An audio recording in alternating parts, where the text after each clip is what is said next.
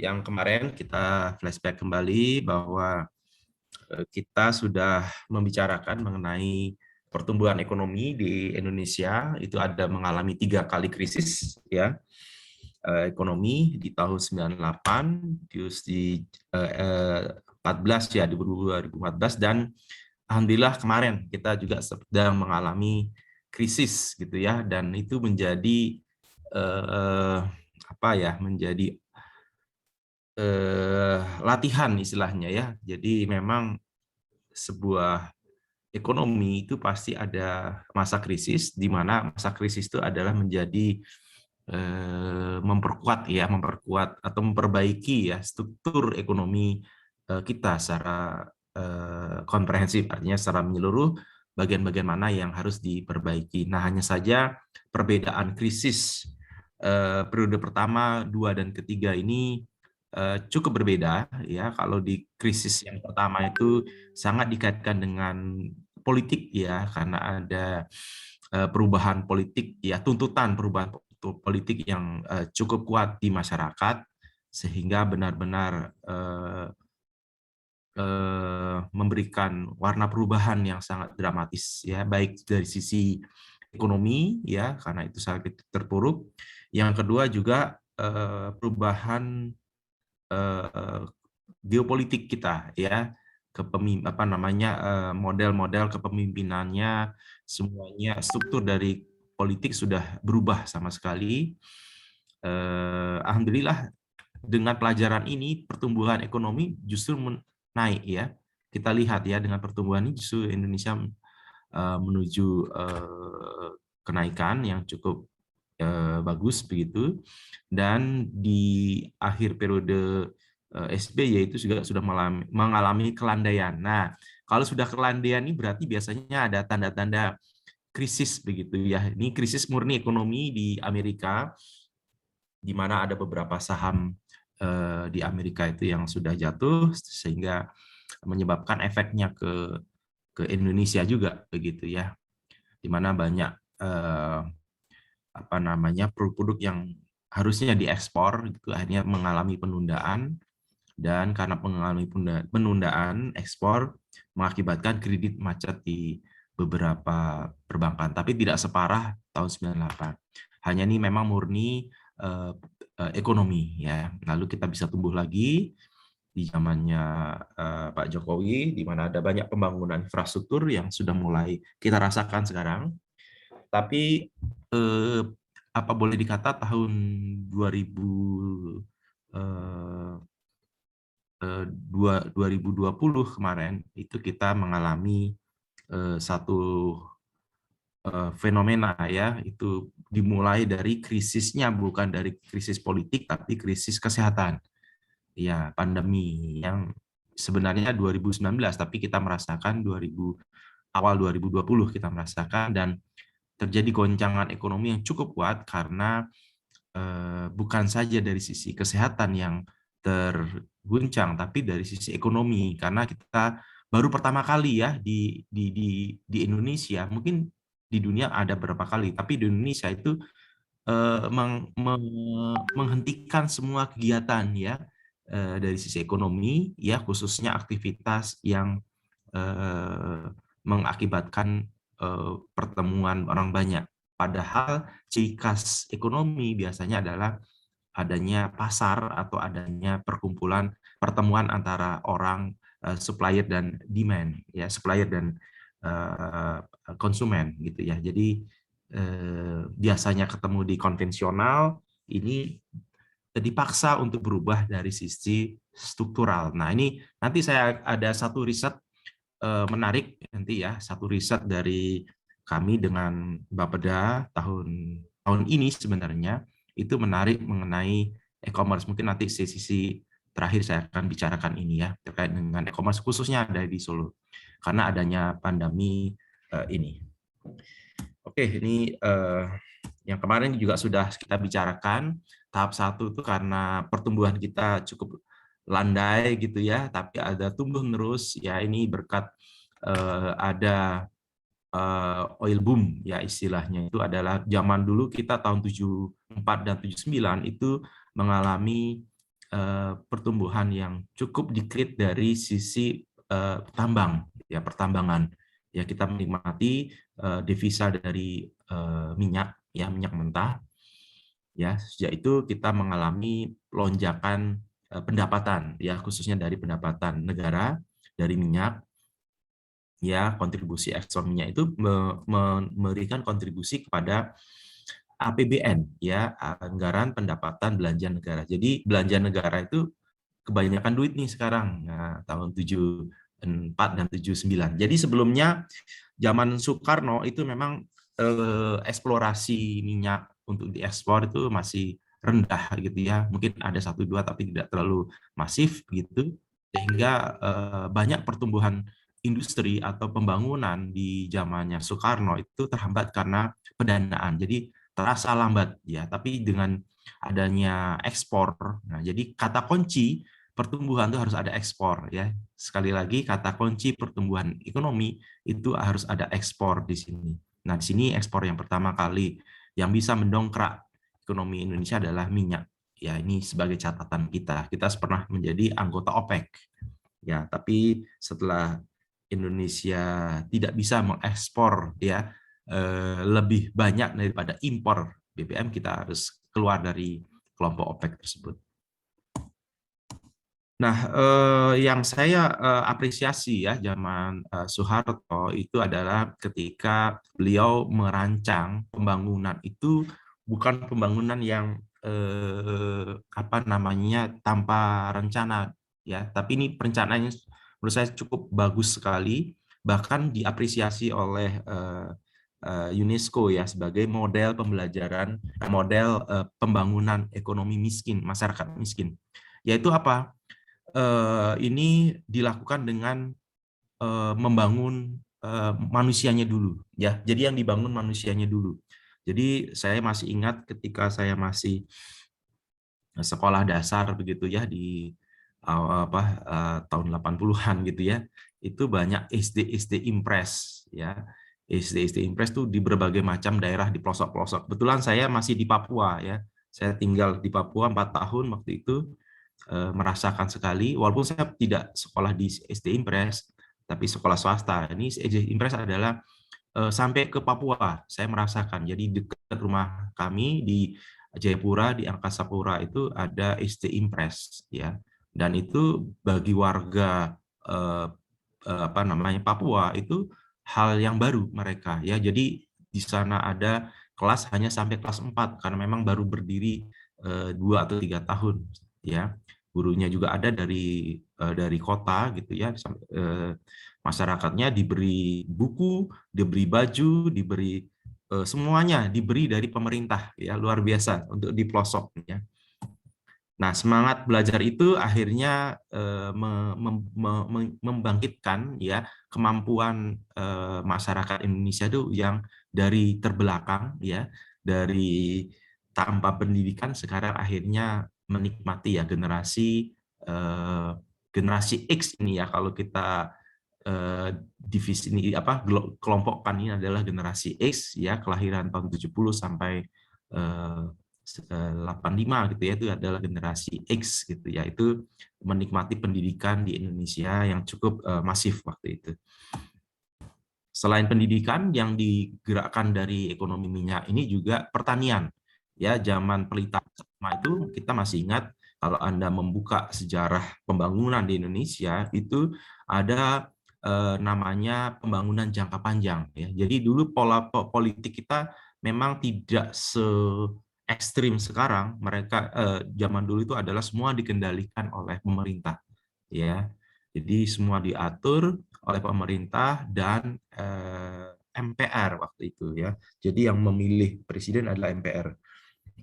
Mereka memiliki pola pembangunan yang menurut saya cukup bagus, yaitu pembangunan jangka panjang.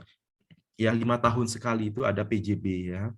Ya bahasa PJP ya, PJP 5 tahun sekali bergulir ya, mulai tahun 69 ya sampai tahun 94 ini bergulir terus ya. PJB 1 ya, ini apa namanya, ada pembangunan 5 tahunan dan ada pembangunan jangka panjang. Nah, untuk pembangunan jangka panjang ini memang diprioritaskan pertanian dulu, ya. Jadi dana alokasi pembangunan itu kebanyakan ke sektor-sektor pertanian, ya. Jadi pembangunan bendungan, pembangunan irigasi itu zaman tahun 70-80 sudah masif, ya. Jadi dulu istilahnya insinyur itu menjadi apa ya, insinyur, terutama insinyur sipil gitu ya, itu menjadi primadona, ya, selalu mendapatkan pekerjaan proyek-proyek besar waktu itu. Dan juga industri. Sebenarnya industri sudah dibangun sejak zamannya Soekarno, ya. Jadi zaman Soekarno sudah mulai dibangun banyak industri pertanian khususnya untuk pupuk, ya. Kita tahu Pusri berdiri tahun 63, ya, mulai produksi. Terus Gresik juga mulai dibangun 64, ya, dan diresmikan tahun 72. Jadi industri pertanian sudah lama di Indonesia dikembangkan. Jadi tren pembangunan di Indonesia sudah bagus menurut saya. Jadi pertanian adalah landasan untuk ekonomi di Indonesia. Nah, setelah itu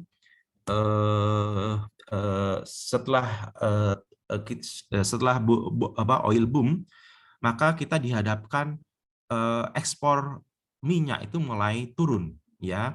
Jadi kalau dulu ada sektornya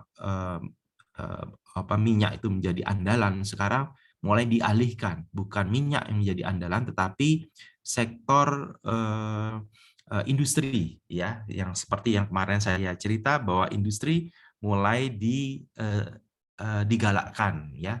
Nah, kita lihat di komposisi tahun 1983 itu sektor manufaktur, ya, atau sektor industri sekunder, manufaktur khususnya itu masih rendah, ya, dibandingkan dengan pertanian porsinya. Jadi 17 miliar, ya, jadi 17 triliun ini dibandingkan dengan 9 triliun PDB-nya, ya. Tetapi dengan 10 tahun kemudian, ya, sudah mengalami lonjakan, ya, 73 triliun ini 59 triliun, ya. Ini dengan harga konstan, ya, artinya tidak dipengaruhi oleh inflasi. Itu ada pertumbuhan yang cukup signifikan, ya. Industri itu melonjak dari 9 triliun menjadi 73 triliun, sedangkan pertanian ada kenaikan tapi cukup lambat, ya, selama 10 tahun. Begitu juga untuk 10 tahun untuk 98 ini industri melambat pertumbuhannya.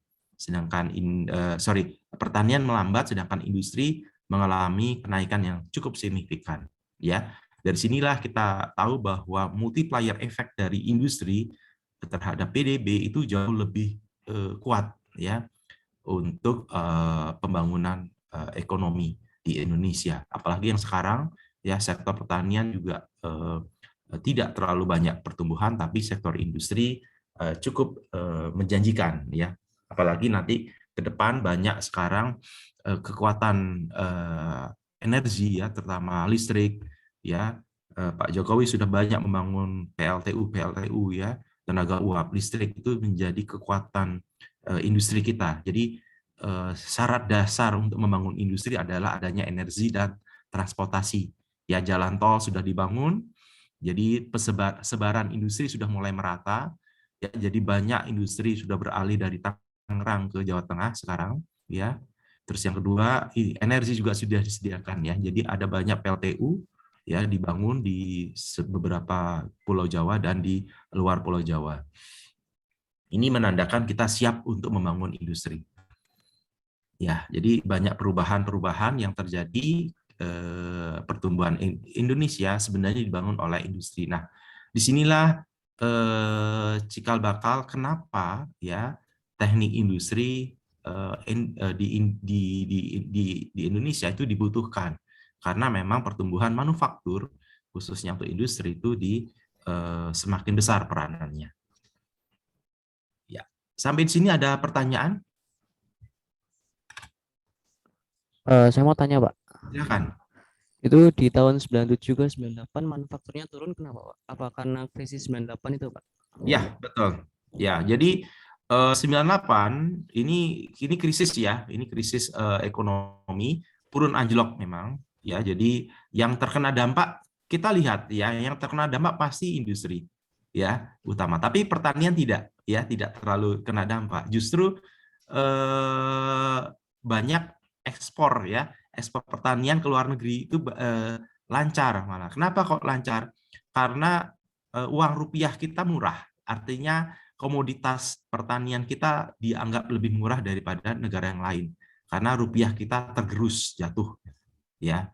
Jadi pertanian begitu krisis maka sektor pertanian menjadi penopang utama. Saya setuju dengan angka ini, ya. Pertambangan dan pertanian tuh sektor primer itu artinya apa? Mereka mengambil dari alam. Ya, dikatakan primer itu karena mereka diambil dari alam, sedangkan sekunder itu harus diolah dulu. Ada campur tangan manusia yang kuat di sini dan campur tangan teknologi khususnya. Kalau pertanian ada campur tangan manusia dan teknologi, tapi sumber utamanya dari alam, begitu. Jadi ini andalan kita, tetap walaupun krisis ini kedua sektor ini menjadi kontribusi atau penopang industri di Indonesia. Gitu, Mas. Baik, Pak. Terima kasih, Pak. Pertanyaannya, kenapa kok bisa ya industri jomplang begini, ya? Nah, salah satu kajian yang menarik, ya, yang harusnya digali oleh mahasiswa gitu, ya, yang sekarang itu adalah penggunaan bahan baku impor, ya. Jadi Indonesia itu mengalami penurunan PDRB karena sebagian besar industri di Indonesia waktu itu masih menggunakan bahan-bahan impor. Contohnya adalah kendaraan bermotor. Kebetulan, mohon maaf, saya tahun 96 sampai 98, ya 96 itu hampir 2 tahun bekerja di Astra, Toyota Astra, itu sangat terasa. Karena kami mengimpor mesin-mesin, mengimpor komponen-komponen mobil itu masih dari Jepang. Itu harganya itu melangit, ya, melonjak, ya, harga-harga, karena kita menggunakan dolar atau menggunakan yen gitu. Tapi setelah mampir di Indonesia, dirakit dengan komponen-komponen lokal, dijual dengan harga rupiah. Padahal harga rupiahnya itu anjlok. Sehingga perusahaan Toyota waktu itu Astra, ya, itu menanggung kerugian karena dia belinya impor dalam bentuk dolar, dijualnya dalam bentuk rupiah, sehingga penjualannya di stop, ya. Artinya apa? Orang dulu lebih baik memegang barang atau daripada memegang uang, itu malah inden, ya. Krisis ini lucu memang. Orang lebih baik membeli barang daripada megang uang. Jadi mobil itu tetap dibeli, tapi yang jualan itu ketar-ketir. Karena ketika jualan mobil pasti rugi. Ya, logikanya kebalik-balik ini. Ya, zaman dulu itu kalau jualan kita rugi. Ya, kenapa kok rugi? Kenapa kok Toyota jualan mobil rugi? Ya, saya pernah nanya ke pimpinan saya, kenapa kok harganya tidak dinaikkan saja, bos? Saya bilang begitu. Oh, tidak bisa dinaikkan, lompat, ya. Jadi kenaikan ada secara gradual, tetapi tidak boleh lompat. Karena apa? Zaman Toyota itu prinsipnya bukan make to stock, tapi make to order. Ya, artinya kalau membeli mobil, ya, harus inden dulu, order dulu, ya. Nah, selama order kan lucu, ya. Mesennya hari ini harganya 200 juta, minggu depan harganya 250 juta karena naik 50 juta. Itu orang pasti protes. Nah, kenapa? Setiap hari harga dolar naik dan harga rupiah turun. Terjadi inflasi yang sangat besar. Sehingga karena itu penjualan waktu itu tidak di besar-besaran, tapi ketika ada barang, ya, ketika ada barang itu baru dijual, ya, ketika ada barang baru dijual. Artinya pemesanan kalau bisa dipersempit waktunya,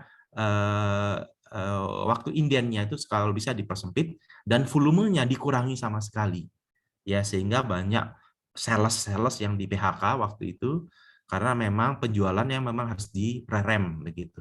Itu peristiwa di 98, Mas. Ya, ada pertanyaan lagi? Ya, jadi konstruksi juga turun, ya. Ini banyak pembangunan yang terhenti, ya. Terhenti, terus manufaktur juga turun. Ya, ini perdagangan, jasa dan sebagainya juga turun, ya. Karena apa? Efeknya pastilah, ya. Jadi ekonomi lesu, perdagangan pasti turun, ya, hotel-hotel juga turun karena bisnis juga turun. Tetapi yang lucu adalah tadi pertanian dan pertambangan tetap stabil, bahkan naik. Kenapa naik? Ya karena komoditas Indonesia semakin murah, jadi banyak yang dibeli. Pak, saya mau nanya, Pak. Ya, silakan. Perkenalkan, nama saya Tino. Ya. Dan NIM terakhir Tino. 1105. Ya. Mau nanya, Pak, ini kan tadi kan Bapak kan bilang kalau bahan baku dari pabrik kan impor kan, Pak? Ya, sebagian besar impor. Nah, saya kan pernah baca tentang TKDN, Pak, tingkat kandungan dalam negeri. Nah, sebenarnya lebih baik misalnya ada pabrik Hyundai atau Toyota dia TKDN-nya 80%, atau lebih baik kita buat perusahaan sendiri dalam negeri yang TKDN-nya 100% tapi itu nggak laku, Pak. Iya. Ya. Terus pertanyaannya? Nah, saya bingungnya nih, Pak, cara meningkatkan TKDN itu seperti apa, Pak? Dan itu pun juga TKDN itu dalam arti seperti apa sih, Pak? Apakah itu memang harus dibuat dari dalam negeri atau bagaimana, Pak? Ya, oke, terima kasih. Ya, ini TKDN ini sangat terkait dengan kebijakan dari perusahaan sebenarnya, ya, sangat terkait dengan kebijakan perusahaan dan kesiapan dari mitra-mitra usahanya. Ya, jadi sebenarnya pemerintah sudah mendorong dengan adanya pajak, ya, regulasi pajak. Kalau TKDN-nya tuh full tinggi, maka pajaknya akan murah. Biasanya begitu. Jadi karena pajak impornya ditinggikan. Nah, sehingga perusahaan otomotif di Indonesia itu harus mencari spare part di luar negeri atau di dalam negeri yang lebih murah. Kalau impor berarti lebih mahal. Nah, sekarang masalahnya ingat ya, kendaraan khususnya untuk mobil itu tidak bisa mensupport semua spare part sendiri, tidak ada. Jadi Toyota sendiri sebenarnya merakit, ya, juga memproduksi komponen penting saja seperti blok mesin, ya, beberapa kontrol itu saja diproduksi. Yang lainnya semua dari support dari supplier, ya, baik busi, ya, komponen-komponen yang lain seperti ban, ya, komponen-komponen yang tidak penting itu di support, ya, dari perusahaan-perusahaan yang lain, begitu ya. Jadi, nah, perusahaan-perusahaan yang lain ini kebanyakan itu juga dari Jepang sebenarnya, ya, seperti ND, ya, Nippon Denso itu untuk AC dan sebagainya itu adalah dari Jepang, tapi dia membuka pabrik di Indonesia. Ya, begitu juga ada beberapa perusahaan-perusahaan di di Tangerang dan sebagainya itu adalah sebenarnya perusahaan-perusahaan yang dari Jepang, perusahaan-perusahaan komponen, ya, itu dari Jepang, mendirikan di Indonesia supaya tadi menghindari pajak impor, ya. Nah, mereka membangun manufaktur, membangun komponen manufaktur part itu dengan tidak gampang, ya, artinya komponen-komponen dan standarnya itu tinggi. Kenapa harus tinggi? Nah, ingat ya, komponen manufaktur yang high teknologi itu harus presisi dan harus kekuatannya sudah teruji. Harus presisi itu kenapa? Harus karena dia bisa interchange part, ya, bisa diganti-ganti, bisa diganti-ganti dengan komponen-komponen yang lainnya, komponen yang sejenis, ya. Itu ciri khas dari teknologi yang presisi dan high tech. Nah, ketika ini tantangan diminta oleh industri-industri komponen di Indonesia, ada dua, ya, daerah yang sangat kuat untuk memasok, yaitu Klaten, yaitu industri pengecoran, dan Tegal. Ya, Tegal itu banyak industri logam yang mensupport komponen-komponen sepeda motor dan mobil, ya. Nah, hanya saja kemampuan untuk menghasilkan, ya, part dengan kualitas, ya, dengan kualitas standar kualitas Toyota atau kendaraan yang tinggi itu belum mampu, sebagian belum mampu. Tapi dengan adanya pelatihan atau dengan adanya partner dari Jepang, mereka biasanya bisa masuk untuk menetapkan standar yang tinggi tersebut. Artinya Indonesia belum siap sebenarnya untuk menerapkan industri teknologi tinggi ketika menggunakan bendera Indonesia. Begitu, Mas.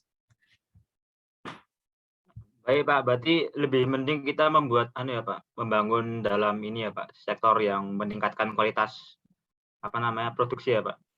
Biar nanti kita kan bicara sekarang gini, ya, industri itu kan ada dua, ya, industri nasional atau industri asing yang bekerja yang membuka usaha atau investasi asing gitu, ya, di Indonesia. Nah, sekarang mereka juga produksi nih ya produksi, misalnya Toyota itu sebagian besar komponen-komponennya dipasok oleh industri dari Jepang yang tapi memproduksinya di Indonesia sebenarnya gitu. Jadi sebenarnya tapi benderanya sebenarnya bendera Jepang ya karena merek-merek Jepang, tapi produksinya di lokal ya. Nah, pertanyaannya adalah seperti tadi ya.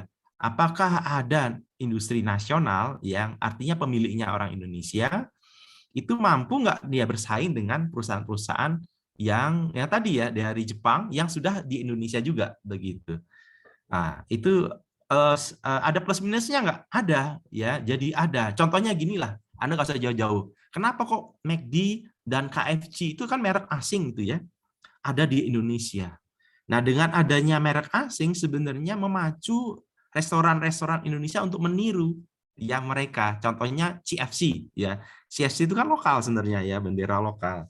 Ya, atau Mbok Berek ya. Mereka meniru cara kerja dari McD atau cara kerja dari KFC, tetapi mereka tetap tidak bisa bersaing ya head to head dari kedua ini ya. Artinya dari sisi teknologi, dari sisi manajemen mungkin mirip-mirip. Tapi dari sisi branding ya, dari sisi manajemen yang mereka mungkin agak kesulitan ya untuk menyaingi KFC dan McD begitu. Kan CFC kan ada ya lokal itu ya, dan Mbok Berek juga sebenarnya lokal. Sama-sama segmennya itu fast food ya, untuk ayam goreng. Jadi membangun merek itu paling sulit Mas sebenarnya. Dan karena membangun image gitu ya, membangun image. Nah, pertanyaannya saya tadi tanya ke bos saya waktu di Astra, Pak, kenapa kok mobilnya tidak dinaikkan dengan cepat harganya dari 200 menjadi 250 minggu depan? Oh, tidak boleh. Itu menghancurkan image Toyota. Lebih baik Toyota rugi daripada hancur mereknya, hancur image dari. Kenapa? Karena harganya selalu berubah-ubah. Ya, jadi Toyota tetap menaikkan harga mobilnya, tapi secara gradual, pelan-pelan. Begitu. Itu cerita di balik itu. Jadi membangun image itu sangat, sangat penting ya bagi sebuah perusahaan. Baik, Pak. Terima kasih, Pak. Ya, paling sulit ya membangun image gitu ya. Ya, ada lagi pertanyaan? Kalau sudah membangun image, ini bukan materi kuliah ekonomi ya, itu materi kuliah pemasaran nanti. Karena di sanalah kita membangun branding ya, melakukan advertising dan sebagainya, edukasi kepada masyarakat dan sebagainya, itu sangat membutuhkan waktu yang lama dan membutuhkan pengorbanan yang cukup untuk membangun image. Ada lagi pertanyaan?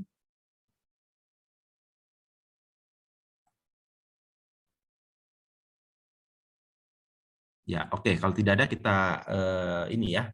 Jadi sudah paham ya. Jadi krisis dengan angka ini kita bisa banyak bercerita sebenarnya kalau Anda banyak membaca di era-era itu sebenarnya ya. Ini tantangan bagi kalian semua. Nah, ini Indonesia di tahun 98 ini ya 2009 ya. Ini sudah mulai pertumbuhan industri ya, sudah mulai tumbuh industrialisasi ya, terutama di era-era di awal 80-an ya sampai 90-an itu banyak mengekspor kayu ya, kayu lapis gitu ya, terus bubur ya, pulp ya, untuk kertas ya, bubur kertas dan sebagainya. Kita banyak mengekspor itu ya, banyak mengekspor hasil pertanian, industri pertanian itu menjadi andalan sampai sekarang ya. Kayu lapis dan kertas itu menjadi andalan di Indonesia. Dan tahun 90-an ya, 90 ke atas itu Indonesia ditopang dengan industri bukan hanya otomotif. Di sini belum otomotif, belum ada. Belum banyak ekspor ya. Ini masih banyak di ekspor adalah ekspor tekstil ya, tekstil. Nanti kita ada sektor tekstil atau minggu depan ya kita eksplor lagi dari manufaktur tuh sektor apa sih yang melakukan ekspor. Nah, ya jadi ekspor terbesar ternyata masih tekstil di era-era ini. Tapi sekarang sudah beralih ke otomotif Indonesia ya. Tahun ini sudah mulai komponen otomotif diekspor ya oleh industri otomotif di Indonesia. Nah, ini krisis sudah kita bicarakan kemarin. Nah, Kita masuk ke materi makroekonomi secara model. Ini model ya. Jadi makroekonomi itu adalah membicarakan antara stakeholder-nya antara perusahaan, ya, terus pemerintah dan rumah tangga. Ya, jadi ada 3 stakeholder di sini, yaitu rumah tangga, pemerintah, dan perusahaan atau penyedia jasa. Jadi model ekonomi makro adalah ya pemerintah itu akan menarik pajak dari perusahaan. Jadi kalau perusahaan mau ekspor atau perusahaan mau produksi, itu pasti ada membayar gaji pegawai, itu pasti ada pajak pendapatan, ya, terus pajak ekspor kalau memang barang-barangnya itu harus dipajak dan sebagainya. Jadi ini dikenakan pajak, dan pajak ini digunakan oleh pemerintah untuk menggerakkan anggaran negara, ya, PDB. Dan juga perusahaan itu juga akan membayar gaji, ya, atau bunga ke bank sebenarnya, tapi bank itu akan membayarkan ke rumah tangga. Jadi ada stakeholder yang lain, ada perbankan. Jadi perusahaan itu ketika mengembangkan usahanya pasti meminjam uang di perbankan, ya, pasti meminjam uang di perbankan, dan itu akan membayar interest atau suku bunga. Perusahaan juga membayar gaji kepada karyawannya, terus membagikan dividen dan profit kepada pemegang saham. Ya, pemegang saham siapa? Ya, masyarakat juga. Jadi uang itu mengalir dari perusahaan ke masyarakat. Masyarakat tuh memiliki pendapatan akhirnya, baik pendapatan berupa gaji atau pendapatan dalam bentuk pembagian hasil saham gitu ya, atau sewa, biasanya sewa tanah, ya, sewa gedung dan sebagainya yang digunakan oleh perusahaan. Ini dihasilkan oleh rumah tangga. Dan pendapatan dari masyarakat juga kenakan pajak, ya. Kita membeli sesuatu juga kena pajak dan sebagainya. Jadi pajak itu sumbernya ada 2, perusahaan maupun dari masyarakat. Nah, pemerintah juga membayar gaji ke pegawai PNS. Ini pegawai PNS ini, ya, membayar PNS atau membayar interest gitu ya, suku bunga, ya, terutama yang subsidi itu ya, itu kena interest dan sebagainya. Nah, terus berikutnya adalah pemerintah itu membayar atau membelanjakan, ya, baik barang, ya, berupa jasa dan sebagainya itu ke perusahaan. Ya, contohnya kalau bangun jalan, dia akan bayar ke perusahaan yang membangun jalan. Kalau dia membangun bendungan, maka dia akan membayar ke perusahaan yang membangun bendungan. Jadi yang membangun bendungan, jalan, sebagainya ada perusahaan yang akan membayar ini semua. Jadi ini adalah perputaran uang mengalir begini. Atau masyarakat juga membayar barang-barang yang diproduksi oleh perusahaan, ya, seperti sabun, ya, shampoo, itu dibeli oleh perusahaan, masyarakat, dan akhirnya uangnya mengalir ke perusahaan. Atau perusahaan juga, masyarakat juga membayar jasa seperti telekomunikasi, ya, karena Anda mendapatkan akses telepon atau paket data, maka Anda harus membayar ke perusahaan dan seterusnya. Jadi ini adalah siklus perdagangan di nasional begitu. Ya, kalau ini adalah misalnya masyarakat juga membeli barang-barang impor, ya, ke negara-negara yang menghasilkan gitu ya, atau ya masyarakat di dunia itu membeli barang-barang yang diproduksi perusahaan-perusahaan Indonesia, ya, perusahaan-perusahaan Indonesia memproduksi barang, ya, itu bisa ke luar negeri juga, dan itu akan mendapatkan aliran uang ke perusahaan tersebut. Jadi aliran keuangan dari perusahaan itu bisa inputnya ada 3, yaitu dari belanja pemerintah, belanja masyarakat, ya, atau konsumsi masyarakat, dan yang ketiga hasil ekspor. Nah, inilah gambaran inilah yang ada di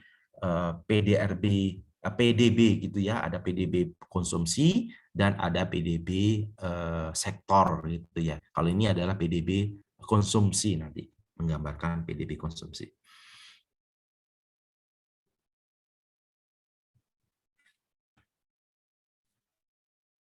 Nah, pertanyaannya berikutnya, kenapa kok kita mempelajari ekonomi begini, Pak? Kan kita teknik industri ya.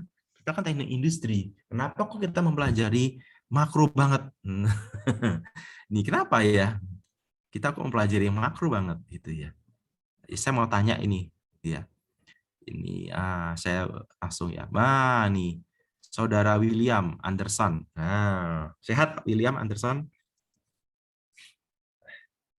Gimana William Anderson? Sehat tidak? Sehat, Pak. Alhamdulillah. Nah, William Anderson. Saya panggil William atau Anderson ini? Apa aja boleh, Pak? Oke, terima kasih. Oke, William, ini kenapa kok kita mempelajari makro begini ya? Padahal kajian teknik industri kebanyakan kan levelnya bukan ke makro, tapi levelnya adalah stasiun kerja, manufaktur, dan sebagainya. Tapi kok kita mempelajari makro gitu ya?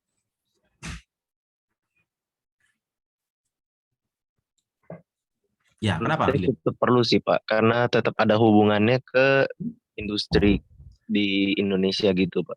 Apa hubungannya? Nah, ada hubungannya makroekonomi dengan industri. Apa hubungannya?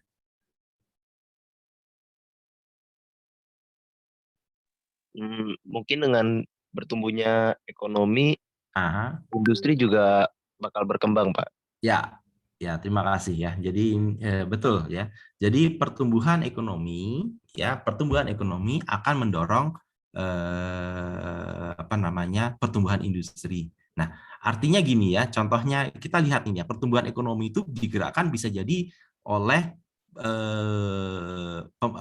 supply and demand ya. Supply and demand itu berarti tidak ada campur tangan pemerintah ya. Artinya antara produsen itu perusahaan dengan konsumen masyarakat ya. Tetapi suatu saat ketika terjadi krisis itu penggeraknya bukan hanya perusahaan atau ini, tapi juga pemerintah bisa ya. Pemerintah menggelontor misalnya ya, seperti sekarang ya krisis nih ya, ekonomi. Ini pertumbuhan ekonomi masih turun nih, rendah sekali. Nah, supaya untuk meningkatkan pertumbuhan ekonomi, pemerintah membuat belanja ya, atau membuat sedekah ya istilahnya, memberi bantuan kepada masyarakat yang tidak punya pekerjaan ya, bantuan tunai langsung ya, BLT ya, bantuan tunai langsung sekian miliar atau sekian triliun ya, 2 triliun digelontorkan nih ke masyarakat. Nah, begitu pemerintah menggelontor uang 2 triliun, itu ada uang 2 triliun di masyarakat bisa membeli barang yang ditawarkan oleh perusahaan dengan adanya belanja 2 triliun dari masyarakat, dia bergerak, mesin-mesinnya bergerak ya, sehingga dia bisa membayar gaji pegawai, dan gaji pegawai ini otomatis akan menggerakkan kembali ekonomi. Jadi perputaran itu bisa dimulai dari manapun, bisa dari pemerintah, bisa dari kondisi ini. Nah, kalau kondisinya kurang baik, biasanya adalah diinisiasi dari pemerintah. Contohnya begitu ya, paham ya? Nah, kenapa kok ini penting? Nah, artinya kita harus tahu ya kondisi-kondisi tertentu ternyata makroekonomi itu sangat dipengaruhi oleh banyak hal, baik ekspor atau pemerintah, kebijakan pemerintah, sehingga kita bisa tahu nih trennya ya. Ketika kita tren naik gitu ya, naik ekspansi, tiba-tiba ada krisis nih, peak ya, kok bisa ada resesi gitu ya, ada penurunan. Apakah penyebabnya makroekonomi ataukah memang karena faktor internal? Nah, itu kita harus tahu nih. Kalau faktor resesi ya memang kondisinya begitu. Apapun yang kita lakukan agak susah untuk menggerakkan kecuali kita melakukan efisiensi. Ya. Ya, jadi kita harus tahu nih pembedanya. Mana sih kenapa kok sekarang penjualannya lesu ya? Penjualan pabrik kita lesu ya? Ya, apakah karena internal kita tidak efisien, ataukah internal perusahaan itu tidak inovasi lagi, menghasilkan produk baru, atau karena masalah faktor makroekonominya. Nah, sehingga nanti pimpinan perusahaan harus paham. Ternyata yang mempengaruhi naik turunnya penjualan itu bukan hanya faktor internal, tapi juga faktor eksternal. Jadi paham ya, kenapa kita juga butuh pengetahuan ekonomi supaya kita bisa mengatur strategi, ya, bisa mengatur strategi penjualan kita, gitu. Nah, saya mau tanya nih ya, eh Mas Tino Akmal. Nah, ini nama-nama terakhir saya. Ya, Tino gimana Akmal. Pak? Ya, sehat Tino. Oh, sehat Pak, alhamdulillah. Ya. Tino, kemarin terjadi krisis gitu ya oleh pemerintah, diadakan BLT. Nah, kalau bantuan ke perusahaan apa yang dilakukan oleh pemerintah ya? Kan ini banyak perusahaan yang tutup nih, ya, seperti mal-mal tutup gitu ya. Apa kira-kira yang bisa dibantu ya dari pemerintah ke perusahaan-perusahaan? Menurut saya bisa dari penurunan suku bunga dari bank, Pak, sehingga Ya. industri bisa meminjamkan uang kepada bank dengan bunga sedikit. Terus dan Ah, juga pemerintah bisa memberikan insentif, Pak, ya, bantuan seperti Garuda Indonesia yang di mana diberikan insentif berapa triliun untuk bisa membangkitkan apa namanya perusahaan tersebut. Mungkin ya, itu sih Pak ya, beberapa hal yang pernah dilakukan oleh pemerintah. Terima kasih ya, Pak. ya, sama-sama ya, betul ya. Jadi ketika ada krisis maka peranan pemerintah menjadi sangat penting di sini, teruji gitu ya. Karena ekonomi itu terhenti ya, misalnya mal-mal berhenti, padahal dia tidak boleh jualan ya, tidak boleh jualan makanan, tidak boleh jualan minuman, tapi dia harus tetap bayar apa? Sewa. Lucu ya, bayar sewa, bayar list, bayar apa namanya bulanan dan sebagainya, bayar sewa, bayar apartemen ya bulanan, kebersihan dan sebagai keamanan kebersihan. Ini yang memberatkan ya. Uang dia tidak bisa jualan, membayar karyawan aja nggak bisa, begitu ya. Gaji karyawan nggak bisa. Ini otomatis mereka pendapatannya nol, tapi disuruh membayar juga bayar sewa, ya, membayar apa keamanan dan sebagainya. Itu yang menjadi memberatkan perusahaan-perusahaan sekarang. Nah, salah satunya memang betul tadi ya, bantuan pemerintah ya tadi ya seharusnya melunakkan ya suku bunga ya menunda ya penundaan pembayaran suku bunga dan sebagainya itu harus menjadi satu kebijakan yang utuh untuk membantu perusahaan-perusahaan ini. Nah, cara yang lain adalah sekarang cara yang lain adalah mengalihkan ya penjualan physically, penjualan konvensional menjadi penjualan apa namanya online ya. Jadi belanja online sekarang digalakkan ya, infrastruktur online sudah diperbaiki ya, baik pembayarannya dan sebagainya itu sudah mulai diperbaiki ya. Itu menjadi alternatif untuk menggerakkan ekonomi begitu. Oke, nanti kita bahas berikutnya ya. Ya, jadi dari penjelasan-penjelasan kita yang tadi bahwa definisi GDP adalah total value ya dari sebuah output dari sebuah negara ya. Jadi total nilai jual dari pasar yang dihasilkan oleh sebuah negara ya, di mana total penjualan ini yang dihasilkan adalah merupakan gabungan antara final good dan services ya dari yang diproduksi ya dalam periode waktu tertentu ya yang dibagi-bagi dalam sebuah sektor-sektor ya dan dipengaruhi oleh banyak faktor di sebuah negara. GDP ya biasanya ya, sebentar ini ada berikutnya. Ya, GDP itu bisa dibagi menjadi dua jenis ya GDP. Nah, ini ada GDP berdasarkan komponen-komponennya ya, itu berdasarkan konsumsi ya. Ini konsumsi ya. Ada konsumsi perseorangan ya, itu masyarakat, ada konsumsi pemerintahan, government, ada konsumsi untuk investasi ya atau pembangunan ya, dari manufaktur atau pembangunan dari private domestik ya, jadi perusahaan-perusahaan melakukan investasi atau dari ekspor dan impor ya. Ini adalah PDB dari menurut pengeluaran ya. Kalau kita mengenal adalah pengeluaran konsumsi masyarakat tadi modelnya ya, ada untuk konsumsi pemerintah tadi, belanja pemerintah, atau ada pembentukan modal bruto atau investasi, ada untuk untuk inventory, untuk bahan baku ya, investasi bahan baku, ada ekspor dan ada impor. Nah, ini untuk konsumsi. Jadi di PDB itu ada 2. Nah, ini biasanya sama ya, semacam mata uang poin ya. Ada satu sisi PDB konsumsi, ada sisi yang produksi ya, sektor produksi. Nah, kalau ini sektor produksi, usaha atau lapangan usaha. Nah, kita lihat ini ya, di tahun 2021 dan tahun 2002, ini GDP Indonesia ini triliun ya, ini dengan harga konstan ya.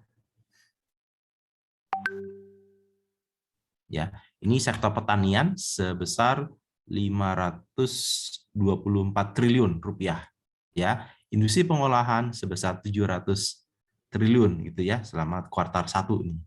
Ya. Terus kuartal kedua turun dia. Wah, kuartal 1 di tahun yang sama 2001 ini turun. Ya, jadi inilah kelihatan ya mana sektor yang mengalami penurunan. Ternyata pertanian juga turun ya di kuartal 1 di harga konstan ini ya. Tahun 2021 kuartal 1 harga konstan. Ini bukan tahun 2020. Mohon maaf. 22. Ini sama ini ya. Ini saya belum merujuk pertumbuhan nih, bukan pertumbuhan, mohon maaf. Ini kan harga konstan dan harga berlaku. Jadi di PDB itu ada 2 ya, PDB harga berlaku dan harga konstan. Ketika kita mengukur proporsi dari sektor, kita sebaiknya menggunakan harga berlaku. Ya, harga berlaku itu harga yang dipengaruhi oleh inflasi. Ya, sedangkan harga konstan itu biasanya kita gunakan untuk melihat pertumbuhan. Ya, pertumbuhan ekonomi dari tahun ke tahun kita menggunakan data konstan karena dia tidak mengandung inflasi. Nah, biasanya harga konstan jauh lebih rendah daripada harga berlaku. Mohon maaf, ini bukan pertumbuhan, ternyata harga berlaku dan harga konstan. Kita lihat dari sini aja untuk proporsi berarti harga berlaku ya. Ini kita lihat industri yang sektor yang paling memberikan kontribusi terbesar berarti apa dari sini? Industri pengolahan atau manufaktur. Yaitu sebesar di sini ya kuartal pertama adalah 787, terus mengalami kenaikan di kuartal kedua 805, tetap yang tertinggi ya. Selanjutnya tertinggi berikutnya adalah perdagangan, pertanian ya, pertanian lalu perdagangan. Jadi 3 sektor ini adalah yang menopang ekonomi di Indonesia. Jadi manufaktur pertama atau pengolahan, lalu pertanian ya, perkebunan, perikanan, lalu perdagangan ya, jasa, servis dan sebagainya di sini. Yang lainnya masih kecil-kecil. Ya, jadi harga nominal atau harga berlaku itu terdapat kenaikan barang ada mengandung inflasi ya, sedangkan yang harga konstan itu biasanya tidak. Jadi kita akan mengenal 2 PDB intinya ya. Ini saya ambil contoh Surakarta. Kalau tadi Indonesia terus ya, sekarang saya ambil kasus untuk Surakarta ya. Ini khusus untuk harga ya, dilihat kontribusi nilai tambah masing-masing sektor. Nah, ya. Dalam juta. Ini PDB harga berlaku ya, ini mengalami kenaikan terus. Ya, proporsinya ini kita lihat proporsi kalau di Solo ya, kita lihat yang paling Solo itu adalah industri pengolahan juga cukup signifikan, tetapi perdagangan dan jasa itu paling dominan ya, perdagangan dan jasa yang paling dominan. Yang pertama itu, yang kedua adalah informatika, komunikasi ya, ini juga dominan. Di tahun 2020 yang paling dominan masih industri perdagangan ya, walaupun mengalami penurunan ya, 2019 ini mengalami penurunan ya, terus juga telekomunikasi juga mengalami kenaikan justru ya. Jadi pandemi ini menunjukkan bahwa tidak semua sektor mengalami penurunan ya. Sektor-sektor mengalami kenaikan adalah informatika ya, telekomunikasi naik, terus kesehatan ya, jasa kesehatan. Nah, ini ya, dari 500 menjadi 600 juta ya. 600 juta ini mengalami kenaikan. Begitu. Nah, sedangkan manufaktur mengalami penurunan. Jadi di Solo itu berbeda ya struktur ya. Kalau Indonesia secara keseluruhan maka industri yang dominan. Jadi kalau di daerah itu kalau nggak pertanian industri. Tapi kalau di kota PDB-nya berbeda ya. PDB di kota itu adalah jasa. Jadi Solo itu adalah jasa. Kota perdagangan. Kenapa kok Solo jadi kota perdagangan? Ya memang karena dikelilingi oleh kabupaten-kabupaten ya. Jadi kalau orang Sragen, orang Karanganyar, orang Boyolali belanjanya itu pasti belanjanya di Solo ya, di Surakarta. Jadi memang kota perdagangan di sini sehingga kelihatan PDRB-nya. Tapi kalau di daerah Sragen ya, itu yang dominan kalau nggak pertanian atau industri ya, dua itu sektornya gitu. Jadi perbedaan daerah itu menyebabkan struktur dari PDB. Kalau ini PDRB ya, regional ya, itu berbeda-beda. Nah, kalau tadi ini harga konstan nih ya. Kalau harga konstan kita bisa melihat pertumbuhannya. Ya, pertumbuhan dengan harga konstan. Kita lihat ya pertumbuhan yang paling dampak pandemi tahun 2020 ini saya hasil dari hasil dari Bapeda ya. Ini yang mengalami penurunan pertumbuhan pertama ada tambang. Di Solo memang tidak ada tambang, tapi ada perusahaannya ya. Tidak ada tambang tapi ada perusahaan-perusahaannya dicatatkan di Solo ya. Jadi mengalami penurunan. Industri pengolahan mengalami penurunan ya, tumbuh minus 4%. Awalnya tuh tumbuh 3%, 4% ini kan ya dari 2 ribuan juta ya 2 triliun ya, 2 triliun, 2,4 triliun, 2,5 triliun, 2,7 triliun anjlok menjadi 2, miliar triliun. Berarti mengalami penurunan 4% ya. Ini konstruksi juga mengalami penurunan ya. Jadi pembangunan jalan, jembatan itu dulunya mengalami kenaikan, tiba-tiba turun anjlok ya 1,9%. Lalu jasa yang andalan di sini ya, andalan di sini ya 7 triliun ya. Ya, sini kan ini hanya 2,3 triliun, ini kan harga tetap ya.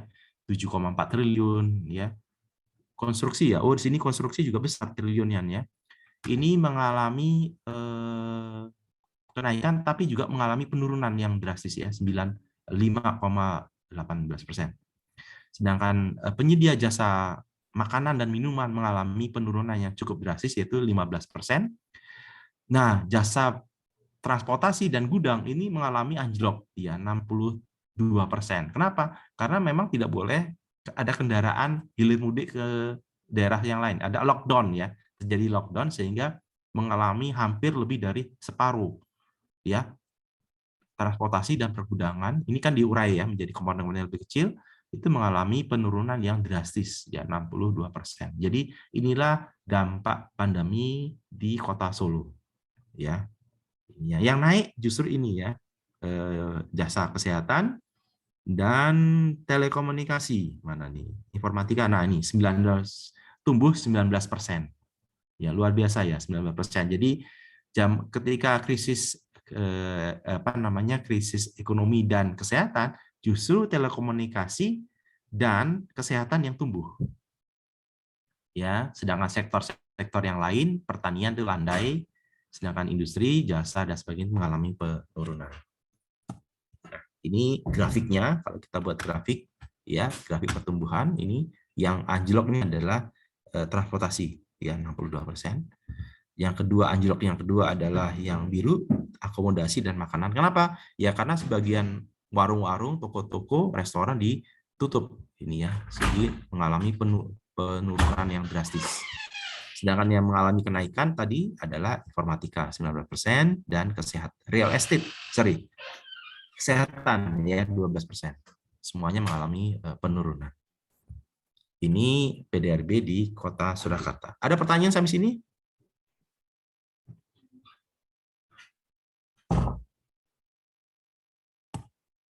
Ya. Sektor yang terpukul ada sektor transportasi dan pergudangan mengalami pertumbuhan minus 62. Sektor ini memiliki beberapa subsektor seperti penumpang pesawat, ya, bis, travel, itu kan anjlok semuanya ya. Logistik darat, paling yang masih jalan ada logistik saja ya. Ekspedisi juga masih ya, tapi sebagian sempat kena lockdown. Ya, penginapan, ya ini juga restoran, penginapan tuh lockdown ya, tidak boleh ada orang menginap ya. Ngeri kalau nginap di hotel gitu sekarang, kondisi-kondisinya mengalami penurunan.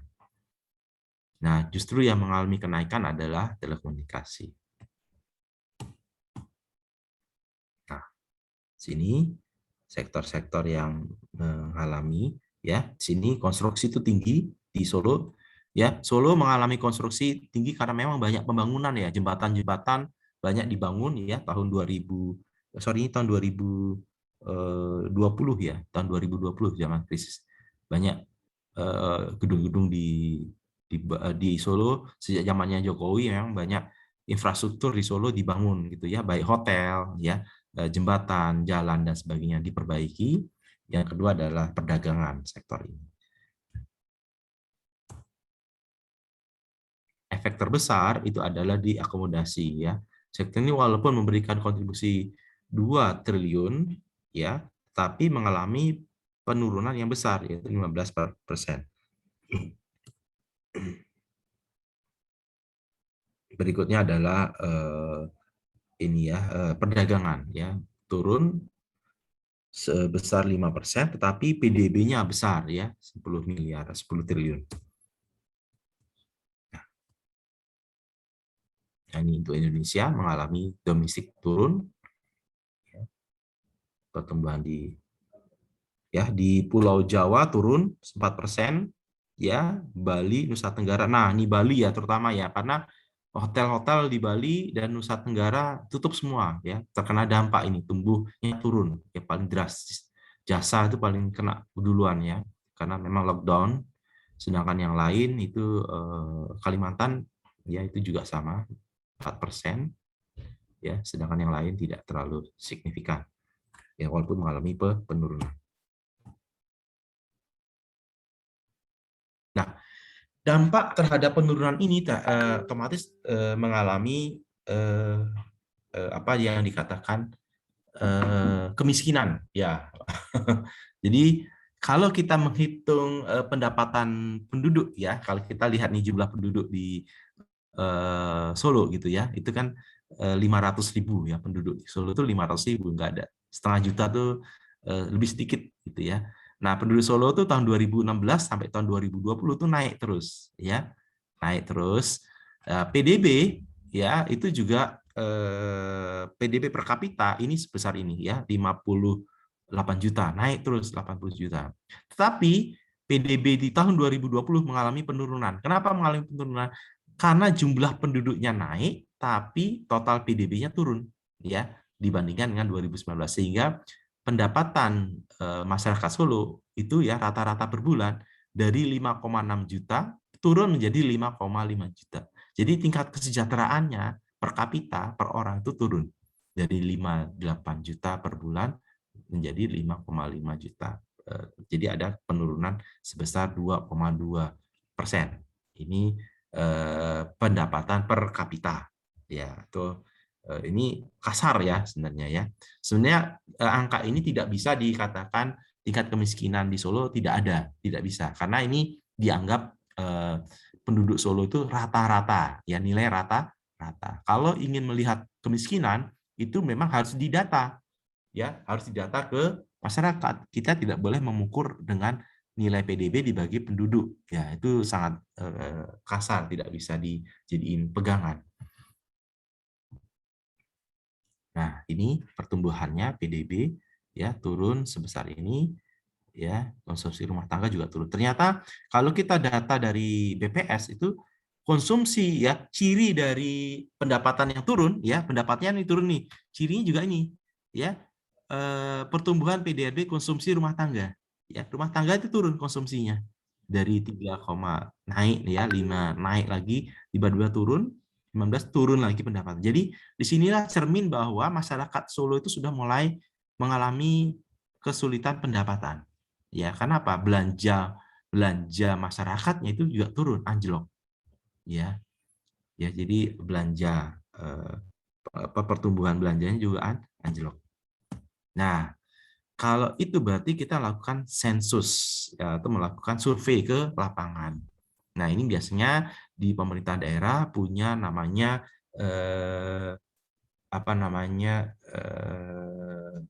pendata, ya, artinya orang yang ditugaskan di setiap kelurahan ya untuk mendata masyarakat miskin. Mereka biasanya adalah petugas di kelurahan, ya, kalau di Solo kelurahan, lalu mereka akan survei ke RT RW, dibantu oleh RW atau RT untuk mendata, ya, tingkat kemiskinan atau jumlah penduduk miskin di sebuah kelurahan.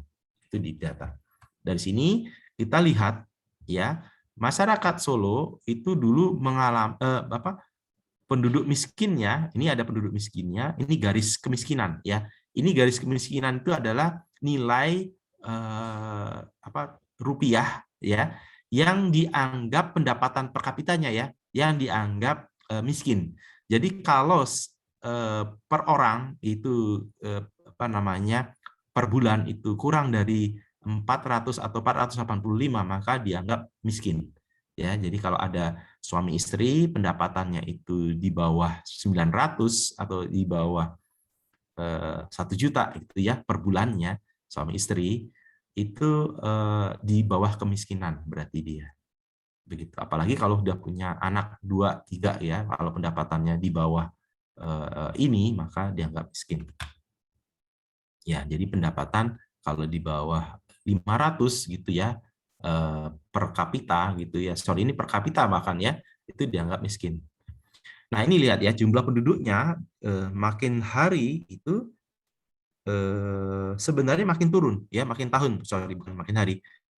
Dari tahun 2000 itu ada 60.000 ya orang miskin di Solo. Ya, terus turun ya, turun terus ya, persentase penduduk miskin juga turun terus. Ini jumlahnya, kalau ini persentase, turun terus persentasenya ya. Ini proporsi dengan jumlah penduduk. Ya, diturun. Tapi mengalami kenaikan lagi di tahun 2020. Karena apa? Banyak sebagian penduduk yang tidak mendapatkan pekerjaan atau di PHK. Ya, setelah didata oleh pihak kelurahan, jumlahnya naik, jumlah penduduk miskinnya naik. Ya, pendapatan garis kemiskinan dinaikkan juga, dan mereka juga tidak mendapatkan pekerjaan. Kenapa kok dinaikkan? Karena ada inflasi, ini ya, nilai inflasi dipengaruhi oleh nilai inflasi. Ya, harga-harga barang dikalikan inflasi. Nah, ini juga mengalami kenaikan ya sebanyak 2.000 penduduk miskin di Solo. Nah, tingkat persentasenya menjadi 9% dari total penduduk. Ya, ini menunjukkan bahwa ekonomi dampak COVID itu mengalami dampak baik dari sisi ekonomi maupun juga kesejahteraan penduduk. Ada pertanyaan sampai sini? Talita, Berta, ada pertanyaan atau komentar? Belum ada, Pak. Belum ada ya. Oke. Ya, jadi prihatin ya kita ya. Jadi dampak sekarang itu menurut saya multi dimensi ya. Selain ekonomi juga kesehatan dan juga sosial ya, pendidikan juga dan sebagainya. Sampai sekarang sekolah juga masih buka tutup gitu ya. Jadi merusak gitu ya, pandemi ini merusak pertumbuhan ekonomi maupun kesejahteraan penduduk gitu ya di Indonesia dan khususnya di Kota Surakarta. Nah, kita lihat ini ya, bandingkan dengan kota-kota yang lain ya, kemiskinan di Kota Solo kita lihat ya. Ternyata garis kemiskinan di Kota Solo itu memang mengalami ya, Solo 2018 ini mengalami kenaikan ya. Tapi kita ternyata biaya belanjanya itu lebih murah daripada Kota Semarang. Kota Semarang menetapkan 522 ya. Jadi di Kota Semarang itu biaya hidupnya lebih mahal daripada Solo. Ya, mungkin biaya kos-kosnya, biaya kos atau biaya sewa rumah ya, biaya makanan dan sebagainya itu mahal daripada Solo. Bahkan yang saya terkejut Magelang itu juga mahal, ya. Kota Magelang, Kota Tegal itu lebih mahal daripada Solo, ya. Yang murah tuh Solo, Pekalongan, Salatiga. Itu murah, ya. Baik belanja untuk kehidupan sehari-hari itu lebih murah daripada 3 kota di atas ini. Ini dari BPS tahun 2020. Ya, kita bisa membandingkan ini belanja biaya hidup, ya, biaya hidup untuk orang miskin ternyata di Kota Semarang jauh lebih mahal artinya.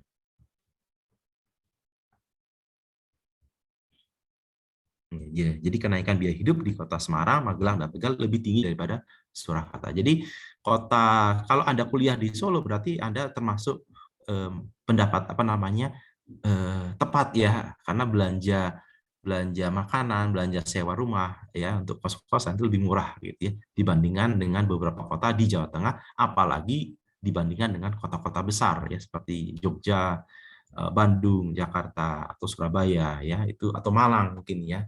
Ya, coba nanti Anda lihat, ya, bandingkan gitu, ya. Dibandingkan dengan itu, dengan lihat aja garis kemiskinannya, ya, standar garis kemiskinannya bagaimana. Itu kan tarif biaya hidup, ya. Survei dia ya hidup. Nah, ini kalau sebaran penduduk miskin yang paling banyak, ya, ini hasil survei saya dengan Bapeda, itu paling banyak di Boyolali, di Banjarsari, ya, paling banyak di Banjarsari penduduknya, dan yang kedua adalah di Jebres, ya, dari Kota Surakarta. Ya, jadi yang paling banyak, ya, jumlahnya itu adalah di di Jebres, ya, terus sama di di Banjarsari dan di Jebres, ya, 5.000, ya, jumlah penduduknya, jumlah penduduk miskinnya.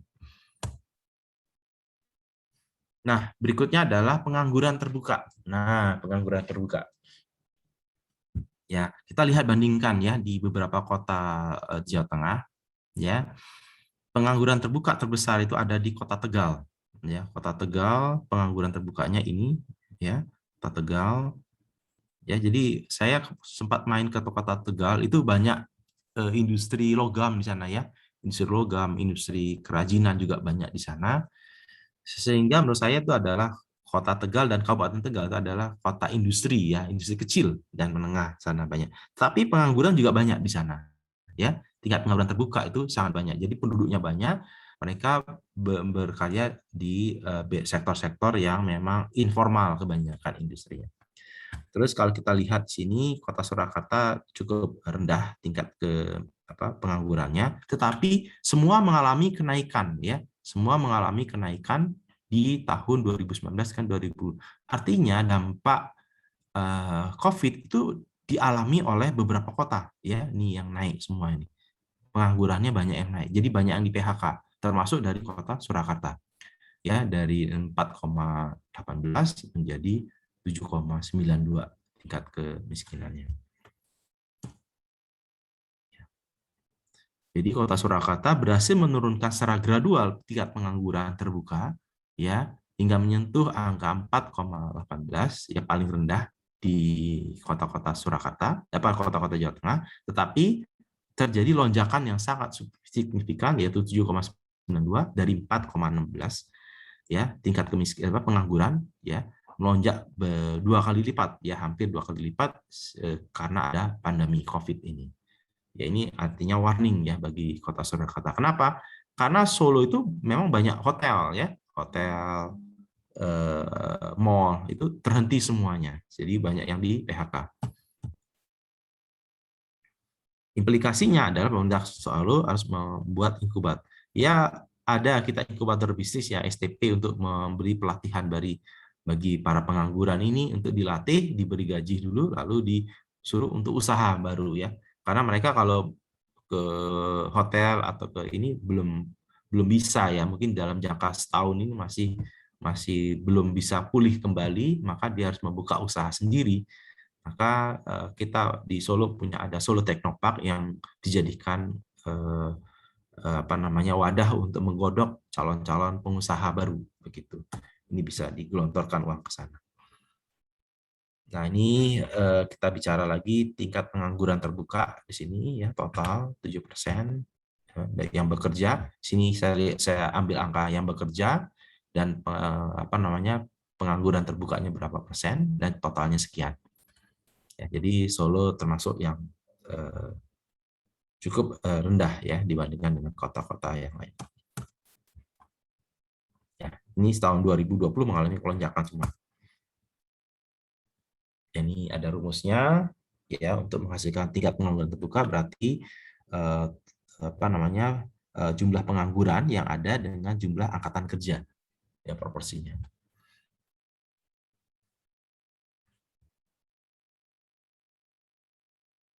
Pengangguran itu adalah orang yang sedang mencari kerja. Nah, ini pengangguran juga ya. Jadi kalau Anda lulus, Anda lagi nyari kerja ya, itu Anda mengalami pengangguran dulu ya. Sebulan, 2 bulan, mudah-mudahan bulan ketiga sudah dapat pekerjaan. Itu ada momen-momen Anda menjadi pengangguran ya. Mudah-mudahan cepat ya, begitu lulus Anda langsung dapat kerja, jadi tidak menjadi pengangguran gitu. Ya, penduduk yang sedang mempersiapkan pekerjaan baru ya. Jadi tadi di PHK lalu dilatih oleh STP Solo Teknopark, itu masih pengangguran dia. Itu juga masuk ke dalam hitungan ini. Penduduk yang tidak mencari pekerjaan karena tidak memiliki keterampilan atau tidak mungkin mendapatkan pekerjaan, itu pengangguran juga. Ya, itu definisi pengangguran. Jadi termasuk ini ya, 4 kelompok ini.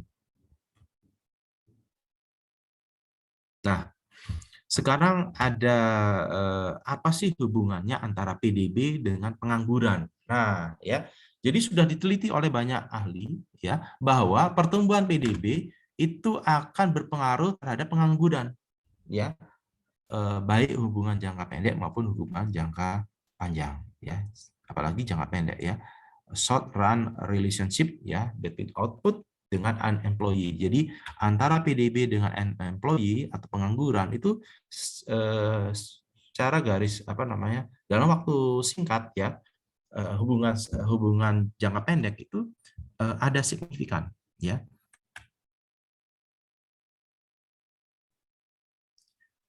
Ya, ketika agregatnya ini kan agregatnya naik ya, outputnya naik, employee-nya juga mengalami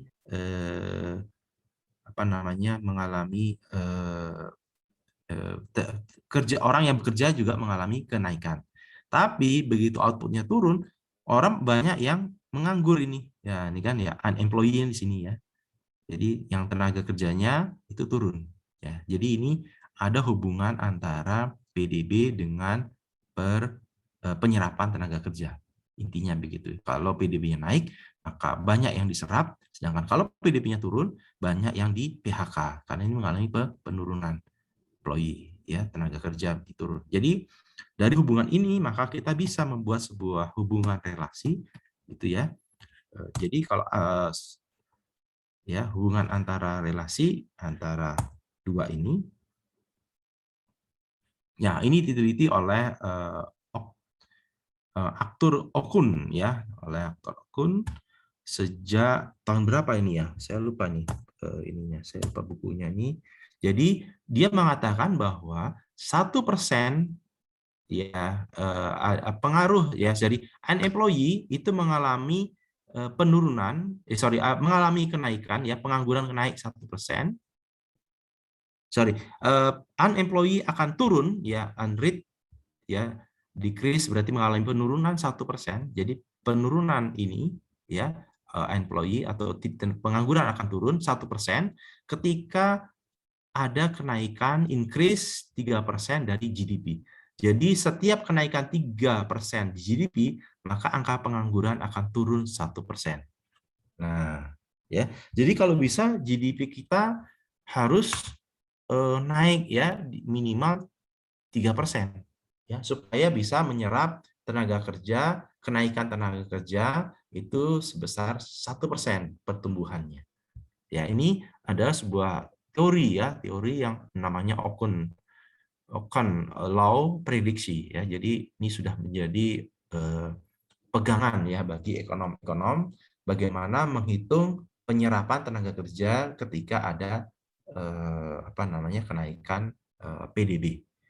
Ya, ini 3% kenaikan ya PDB, maka itu akan mengurangi 1% pengangguran. Ya, Ada pertanyaan sampai sini? Jadi ada pengaruh ya antara PDB dengan Ya, Rizky, ada pertanyaan Rizky? Rian, paham ya? Jadi PDB dengan pengangguran sangat berhubungan.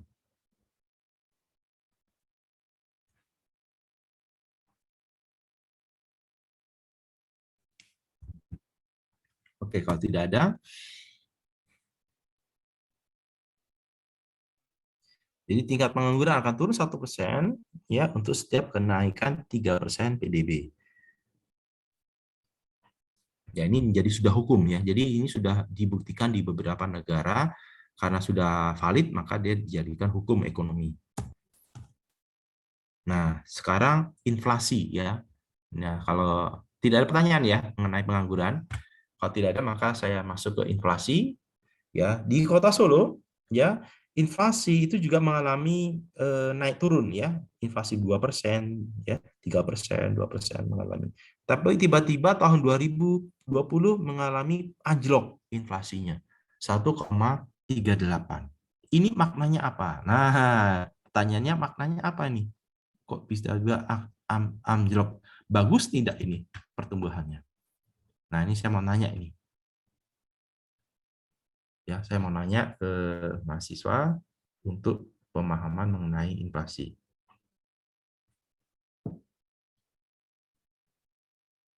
Juli Fansyah. Nah, Juli Fansyah.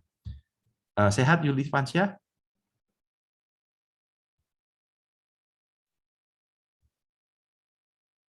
Halo, Juli Fansyah? Tidak ada? Oke. Gimana Juli? Juli Fansyah. Halo Pak, Ya, sehat Juli? sehat Bapak. Ya. Kalau Anda inflasi itu apa sih kalau menurut Anda? Inflasi apa dulu Pak? Ya, inflasi ini harga-harga barang. Kalau inflasi itu meningkatnya harga Pak. Ya, peningkatan harga barang ya karena ada penurunan nilai rupiah gitu ya. Ya, Ya, menurut Anda inflasi itu bagus atau jelek? seharusnya bagus sih Pak. Oh, kalau naik inflasinya berarti bagus. Di- Hmm. Nah, Pak, Eh? eh, kalau Pemerintah sangat terus menerus ya pemerintah itu tujuannya apa? Menekan inflasi atau menaikkan inflasi? Nah, itu aja dulu. harusnya menekan sih Pak, mengurangi Menekan. Supaya apa? biar harganya nggak naik-naik semua Pak. Ya, supaya harganya nggak naik ya. Kasihan ya, naik Hmm. terus. Jadi kita udah dapat gaji ya. Kalau PNS gitu ya gajinya 4 juta, 5 juta, inflasinya naik 10%, 10%, nah lama-lama makin kiri ya. Ya Iya, pendapatnya tetap, tapi barang yang dibeli makin berkurang ya, karena gajinya tetap, pendapatannya tetap, tapi belanjanya berkurang karena nilai rupiahnya makin turun. Nah, berarti pemerintah menghendaki nilai inflasi rendah, betul iya, kan? betul Pak. Ya, sekarang ada COVID ini, ya COVID ya dulu pertumbuhannya 2,9%, tiba-tiba ada COVID nih 1,38, bagus nggak ini kira-kira? Kan inflasinya turun. Iya bagus Pak. Nah, kalau terjadi penurunan ini apa? Pertanda apa? 1,38 ini. Pertanda apa ini? Kok anjlok gitu ya, hampir separuhnya. Kalau biasanya kan turun kan paling turun 0,5 ya, di 5 poin ini hampir 1,5 poin.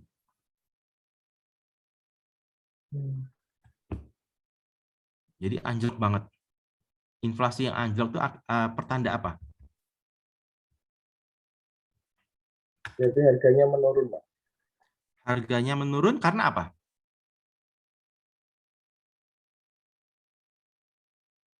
Hmm.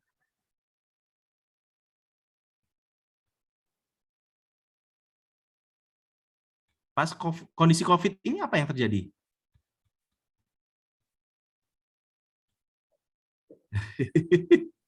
Juliansa, kamu merasakan kan kemarin orang mau beli nggak barang? Oh iya, belinya susah, Pak. Oh ya, jadi orang jualan susah gitu ya. Orang jualan masker, jualan baju nggak ada yang beli, ya. Jualan TV nggak ada yang beli. Kenapa? Orang hanya konsumsinya untuk makanan saja, betul kan?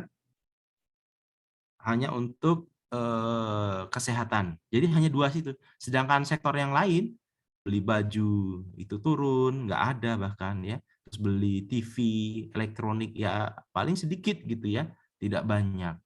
Ya, itu akibatnya harganya diturunkan. Ya, harga turun tetap aja nggak laku. Ya, jadi penurunan drastis dari sebuah inflasi itu menunjukkan kondisi ekonomi yang lagi down, ya, bisa turun. Karena daya beli bisa jadi turun, ya, daya beli turun sehingga harga-harga diturunin tetap aja dia nggak laku, ya itu yang menandakan, ya.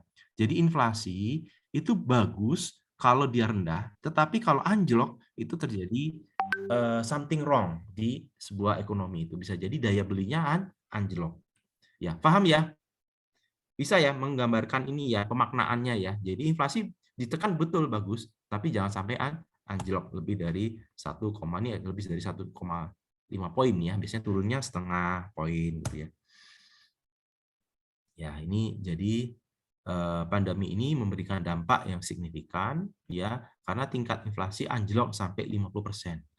Ya, 1, kemungkinan disebabkan oleh daya belinya turun drastis karena banyak kehilangan pekerjaan dan sehingga atau pendapatan usahanya itu turun ya sehingga tidak bisa membeli bahan baku atau tidak bisa membeli konsumsi untuk barang-barang kebutuhan sehari-hari.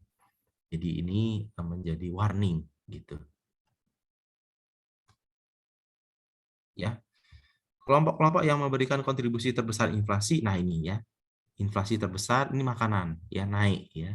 Naik sebesar ini, terus kesehatan naik ya. Jadi makanan dan minuman ternyata naik nih selama pandemi. Ya, ada kenaikan ada, tapi yang lainnya anjlok. Pakaian itu ada kenaikan sedikit ya. Peralatan pribadi ini naik juga ya. Makanan pokok juga naik. Ya, yang lainnya ada tuh turun. Ya, ini kenaikan, tapi tidak terlalu signifikan.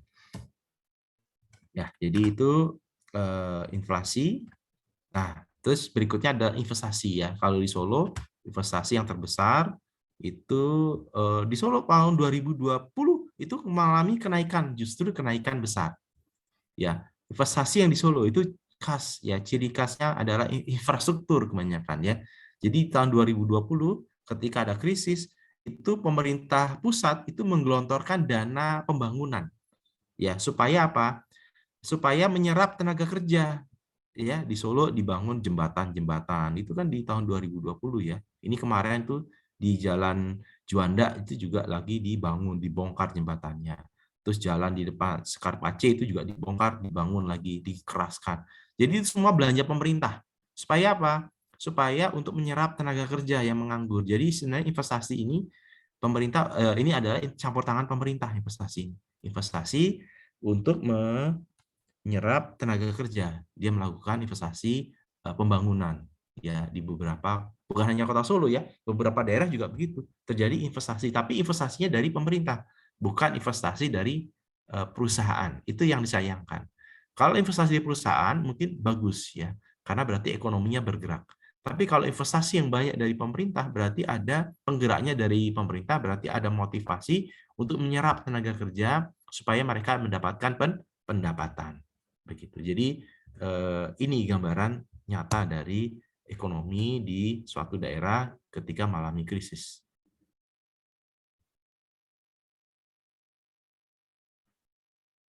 Ya. Jadi kalau kita lihat sini 99 itu adalah tenaga dari daerah dalam negeri, khususnya dari pemerintah pusat. Sedangkan dari perusahaan asing 1% saja. Ya, kecil sekali. Ya. PMA di Solo hanya 2 miliar saja kemarin ya. 2,2 miliar maka ya, jadi sangat rendah. Nah, ini tenaga kerja di Solo ya, terserap sekian 4.000 ya, tenaga kerja penyerapan ya, tenaga kerja per tahunnya ini penyerapan, sedangkan asing ya tenaga kerja baru ya. Nah, ini ada tugas di rumah gitu ya. Ini sebelum saya masukkan sesi berikutnya, ada satu sesi nanti ada hasil survei saya dengan Bapeda, setelah ini saya akan paparkan. Tapi sebelumnya saya memberikan tugas ke mahasiswa, tolong cari PDRB ya dari kabupaten atau kota ya di luar tadi yang kita bicarakan, di luar Solo ya. Ya, ambil di tahun 2010 sampai 2020 ya, cari dengan menggunakan terus yang kedua adalah cari penganggurannya, tingkat pengangguran. Ya, lalu buatkan satu tabel di dalam bentuk Excel PDRB-nya menurut lapangan usaha ya. Terus hitung ya PDB realnya ya, pertumbuhannya ya. Jadi gunakan PDRB yang harga konstan ya, gunakan PDRB harga konstan, lalu hitung pertumbuhannya PDRB selama 10 tahun 2010 sampai 2020 ya. Lalu hitung tingkat pengangguran ya dari tahun 2010 sampai 2020. Lalu buatkan perbandingan grafik ya tingkat pertumbuhan dan tingkat pengangguran dari kedua data tadi. Jadi dibandingkan atau dibuat grafiknya pertumbuhan dan pengangguran. Ya, terus apakah hukum Okun ini berlaku di daerah yang Anda kaji? Nah, jadi kita ingin membuktikan hukum Okun ini ya. Apakah PDB itu kalau naik 3%, penganggurannya turun dan sebagainya, kita ingin buktikan di sini. Ya, buatkan tulisan singkat mengenai kedua indikator ini. Begitu. Nah, sampai tugas ini ada pertanyaan nggak kira-kira? Sederhana kan? Ananda, Wahyu, sederhana nggak ini kira-kira? Ada komentar? Ananda, Wahyu, tugasnya. Iya, Pak. Mungkin sementara ini terlihatnya masih bisa lah, Pak. Ya, bisa ya, menghitung pertumbuhan ya, bisa ya. Ya, Pak. Ya, terus nanti yang penting ada punya ini ya, progres ya, ada PDB, ada jumlah pengangguran dari daerah yang sama ya. Lalu Anda bandingkan, lalu buktikan dengan formula tadi 1:3.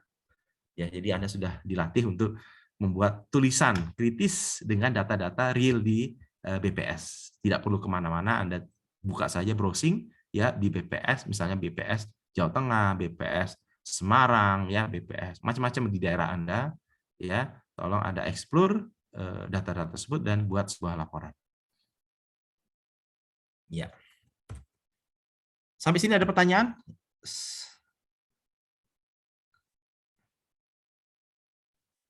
Kalau tidak saya ingin tanya Pak, untuk ya, silakan. Ya. absensinya bagaimana ya Pak? Oh, sudah dibuka di OCW? Coba dibuka lagi. Ada kendala nggak?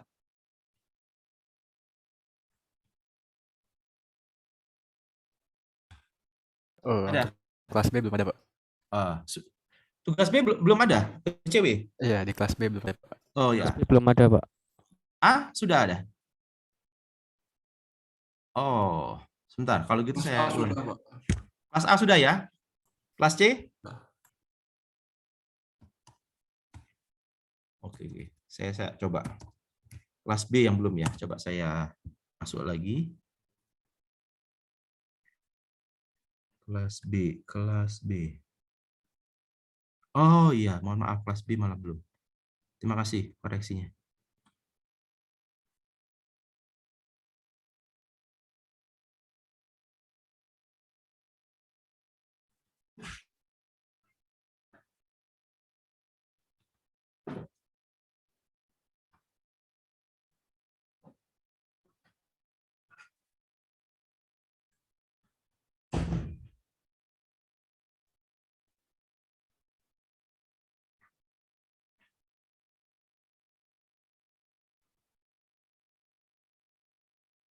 Ya, kelas B silakan di absen. Ya, mohon maaf tadi saya tidak ngecek, ternyata kelas B yang belum. Oke, ini saya ambil satu riset saya dengan Bapeda gitu ya. Mudah-mudahan ini memberikan gambaran bagaimana kondisi ekonomi di terakhir di Kota Surakarta. Saya ingin bertanya lagi Pak. Silakan. Untuk tugasnya maksimal dikumpulkan kapan ya Pak? Ini hari Sabtu ya, minggu depan, sorry, Senin itu baru pertama. Jadi satu minggu, Senin besok tanggal berapa itu? Besok kapan, Pak? Hari Minggu. Nah, besok kan tanggal 30. 1, Pak. Tanggal 31, 1, Pak. berarti tanggal 8. Berarti Senin depan ya, Pak? Ya, Senin depan, betul. Baik, Pak. Terima kasih, Pak. Sama-sama. Oke, sudah terlihat ini semua? Sudah, Pak. Oke, ini saya ini kan ya, ini hasil survei saya dengan Bapeda tahun ini gitu ya. Kita mensurvei sekitar 157 kalau tidak salah. Saya lupa 157 data pelaku UMKM di Solo Raya ini ya, di Solo ya, Kota Solo. Nah, ini dari hasil ini sebaran datanya ini ada luar biasa ya, ada usia milenial ini 19% ya. Jadi pengusaha-pengusaha di Solo itu 19% itu adalah orang milenial gitu ya. Jadi kelompok milenial ini cirinya adalah kelompok yang suka sosial media gitu ya, suka sosial media, suka sharing-sharing info dan sebagainya, menggunakan YouTube untuk jualannya dan sebagainya. Dan ini menurut saya menjadi potensi yang menarik untuk kita ikutin ya perkembangannya, bagaimana usaha mereka. Terus kelompok yang kedua adalah kelompok yang 31 sampai 40 ini cukup matang ya. Dan yang berikutnya adalah 41 sampai 50 ini generasi X gitu ya. Generasi X itu kelahiran tahun 70-an gitu ya sampai 85-an ini generasi X ya. Mereka juga biasanya mudah beradaptasi dengan perubahan ya, tapi menyukai hal-hal yang pasti, yaitu generasi X cirinya begitu ya. Kalau ada komentar mohon diberikan masukan, ini kan seingat saya ya. Jadi generasi X itu adalah termasuk saya ini ya, generasi X itu generasi yang mengalami banyak perubahan ya. Karena kami dulu mengenal internet, saya sendiri mengalami internet itu setelah lulus kuliah gitu ya. Lulus kuliah baru mengenal internet ya, mengenal Yahoo, mengenal Google itu baru setelah kuliah. Tapi sebelum kuliah saya belum mengenal. Saya bahkan masih menggunakan DOS ya, versi Windows DOS. Ya, jadi kami mengalami banyak goncangan teknologi istilahnya karena perubahannya sangat pesat. HP saja dulu belum ada ya. Dulu saya kerja di Astra masih jarang ya menggunakan HP. Pasti menggunakan pager ya.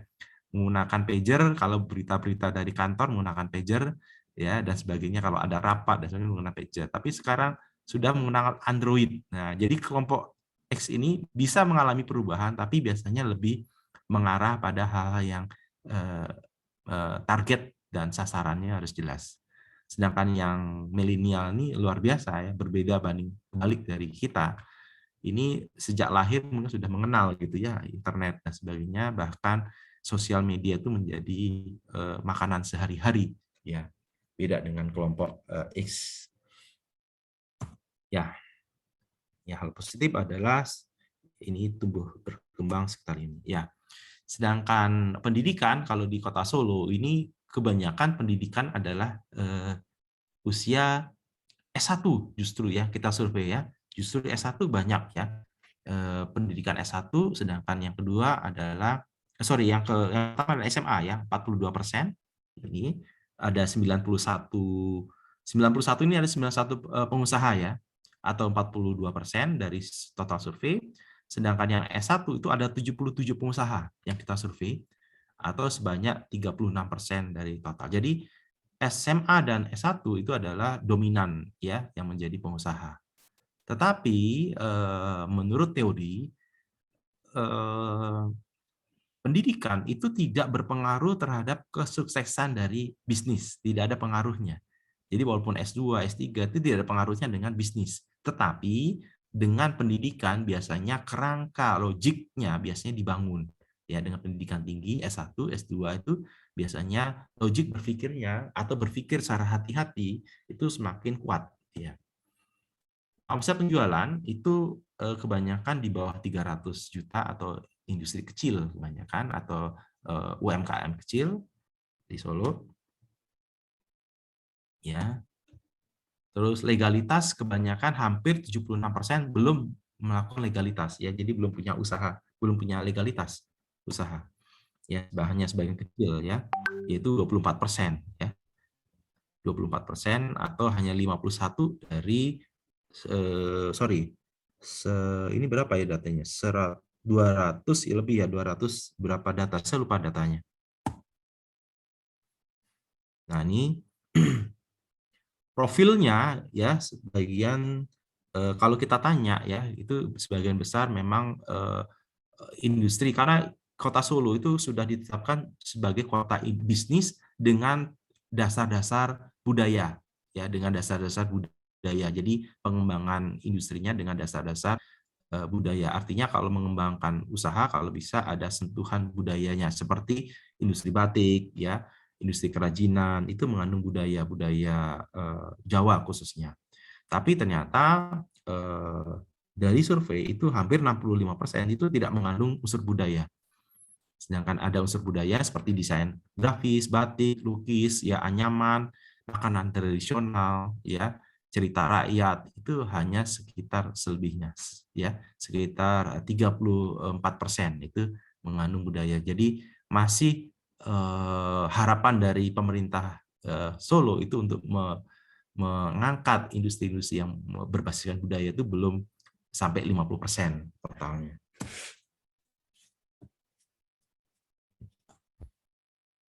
Jadi ini implikasinya pemerintah harus mengangkat kembali industri-industri yang berbasiskan ini. Nah, ini sejak pandemi, ini saya survei ya, kami survei serius dengan Bapeda, itu dikatakan bahwa 71% usaha tetap jalan, ya tetap buka, ya tetap jalan, walaupun ya omsetnya turun. Ya, jadi alhamdulillah kita survei ternyata dari 200 gitu ya, 215 itu hanya 29% yang tutup gitu ya. Tutupnya macam-macam gitu ya. Tapi 71% itu tetap buka. Ya, walaupun ada penurunan ya, penurunan omset gitu ya, kita survei. Nah, tren yang lagi naik itu adalah pakaian ya. Pakaian setelah pandemi, pakaian yang di rumah ya, bukan pakaian untuk perbegian ya. Jadi yang lagi naik banyak dibeli itu adalah pakaian batik, tetapi pakaian daster gitu ya, pakaian untuk di rumah itu banyak ya. Terus pola pergeseran. Nah, ini yang perlu, ini program pergeseran, tidak semua UMKM siap mengalami perubahan mental teknologi. Nah, ini ya dampak terhadap penjualan ya, banyak yang turun omsetnya bahkan lebih dari 50% ya. Turun 50% ya. Yang sedikit sekali yang naik. Nah, ini ya yang mengalami penurunan terbanyak adalah 50-75%, itu hampir 50% pengusaha, dan yang hampir tutup ya 76-90% omset turun itu 37%. Jadi lebih dari 50% ya, lebih dari 50% omset turun itu hampir semuanya ya. Ini katakanlah 50 ya, ini 38 berarti hampir 87 ya persen itu mengalami penurunan lebih dari 50% omset. Luar biasa ya di dampaknya.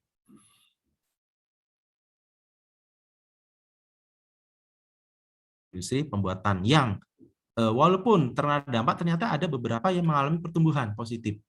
Nah, kosmetik ternyata di Solo ada beberapa industri kosmetik seperti sabun, lotion itu naik dia. Pendapatannya naik. UMKM juga ada yang naik, ya ternyata ada yang naik, ya. Karena apa? Dia mengubah ya bisnisnya menggunakan marketplace, ya, atau menggunakan sosial media, ya, GoFood dan sebagainya, tergabung di dalam GoFood atau GrabFood gitu ya. Mereka menggunakan sosial media, marketplace, maka bisa tumbuh ininya.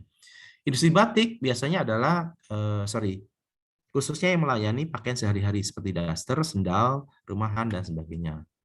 Ya, terus industri ini plastik itu juga ya, jas hujan tuh naik ya, dan warung kelontongan ini juga mengalami stabil ya, mengalami kestabilan. Jadi belanja warung itu tetap masih ada, tidak mengalami penurunan. kesulitan yang dihadapi banyak ya faktor-faktor penyebab kenaikan ini ya. Jadi ada pembatasan wilayah di menyebabkan banyak kesulitan ya, terutama kesulitan bahan baku ya.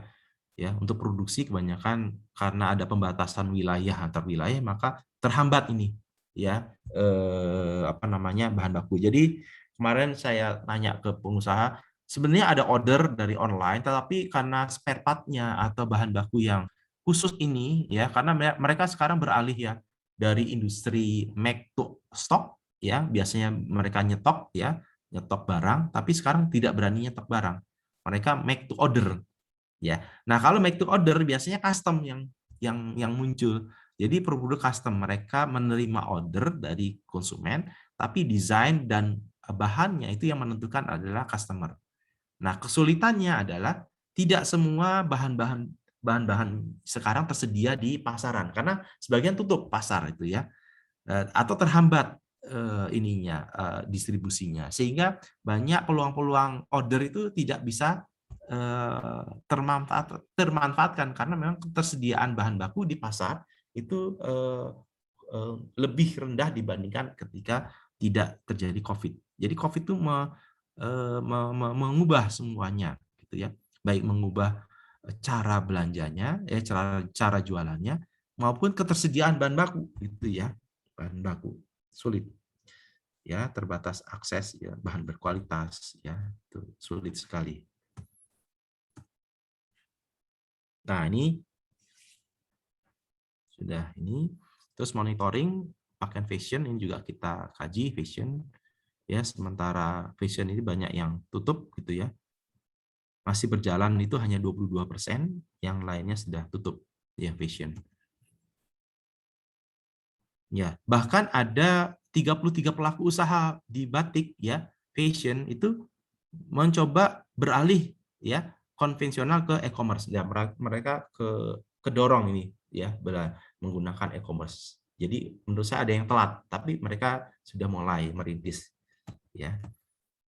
Nah, ini juga ya 35% itu mulai beralih ke online. Ya, jadi transformasi usaha sudah mulai terjadi di semua sektor ya, baik makanan, tekstil, ya itu juga mengalami transformasi gaya dari jualannya. Ya, ini juga letter banyak yang tutup ya, tetap beroperasi. Coba online hanya 14%. Nah, ini ya pariwisata ya itu mengalami penurunan drastis gitu ya. Nah, terus bantuan-bantuan yang sudah diterima ternyata ada sebagian ya, 21% mengatakan pernah mendapatkan bantuan. Tapi yang paling banyak adalah 79% belum mendapatkan bantuan. Oh sorry, surveinya adalah 214, ya total 214 pengusaha ya. Itu 79% mengatakan belum mendapatkan bantuan dari pemerintah. Wah, berarti bantuan pemerintah belum rata ini. Kita beri informasi ke pemerintah Kota Surakarta. Nah, ini jenis bantuan yang diterima ya. Ada penundaan pembayaran bunga tadi seperti teman Anda sebutkan, bantuan permodalan ada ya. Ya, sebelum dan sesudah ya, yang belum berapa orang, ini persentase, yang sudah berapa persentase. Terus penundaan pembayaran ya, terus keringanan pinjaman dan tagihan listrik. Nah, tagihan listrik nih. Ya, ini juga penting ya. Tapi yang menikmati hanya 8%, sedangkan yang tidak menikmati 91%. Jadi masih banyak dari 214 itu banyak yang belum tersentuh dengan bantuan-bantuan ini. Ya, evaluasi bantuan diberikan. Ya, ini bantuan ya. Nah, yang diharapkan apa? Nah, kalau yang diharapkan selalu ditanya, Pak, kira-kira bantuan apa yang dibutuhkan? Pasti modal. Jadi pengusaha itu selalu mintanya modal ya. Jadi dari 200 itu mintanya modal ya. Tapi yang menarik sebenarnya bukan modal ya, tapi adalah ini ya. Ada yang minta tolong dong direnov tempat usaha saya. Jadi bangunan dan sebagainya minta dibongkar supaya dia bisa mendapatkan izin ya, legalitas halal atau PIRT. Biasanya begitu. Terus ada kebijakan pelonggaran untuk wisata umroh. Jadi ini ada usaha-usaha pengiriman wisata atau umroh ke Arab Saudi kan sekarang masih terhambat ya. Atau relaksasi pembayaran kredit atau subsidi bahan baku juga penting. Atau pelatihan. Nah, pemasaran ya ini juga penting ya. Jadi mereka ingin mendapatkan pelatihan untuk e-commerce terutama. Ya. Terus keringanan biaya listrik. Nah, ini permintaan-permintaan mereka. Ya. Jadi ada hal-hal yang harus dipertimbangkan ini. Nah, ini ada keringanan, ya, ada pelatihan dan sebagainya. Nah, ini persentase pelaku yang menggunakan online. Jadi dari 200 itu kami ambil sebagian ya, hampir berapa persen? Saya lupa, hampir 40 atau 45% ya. Itu sudah belanja sudah menggunakan media online sebagai pemasaran ya. Nah, yang paling banyak itu adalah tour and travel. Ya, tour and travel ternyata banyak yang menggunakan online, ya belanja online, promosi online. Yang kedua adalah batik fashion, ya dari sampel yang ada itu 67% batik itu sudah menggunakan online, ya. Terus kuliner, ya makanan juga hampir 60%. Ya, sedangkan yang lain masih rendah. Sangkar burung juga masih rendah. Tapi ini beberapa sektor yang banyak kita survei itu sudah rata-rata di atas 50%. Yaitu batik, travel, ya, agen, makanan itu sudah di atas 50% sudah menggunakan online. Nah, ini bentuk-bentuk pemasaran online ya, bisa menggunakan WA, bisa menggunakan Facebook atau gabungan ya, Facebook, Instagram atau sosial media ya sama pesan singkat. Ya, ini juga WA juga bisa. Ya, ini juga yang marketplace atau tadi ya yang tidak menggunakan ini masih 40 jadi 46% ya. Tapi yang sudah menggunakan kan hampir 60% ya, 50% lebih ya. Sudah menggunakan, ini banyak media-media yang digunakan ya. Yang paling banyak di sini adalah menggunakan pesan instan seperti WA, Telegram, dan sosial media gabungan ini ya. Atau yang kedua, pesan singkat PA, sosial media, dan marketplace. Nah, ini juga peranan marketplace juga peran besar. Ya, menggabungkan tiga channel ya. Kalau sini ada 2 channel, ini ada 3 channel. Ya.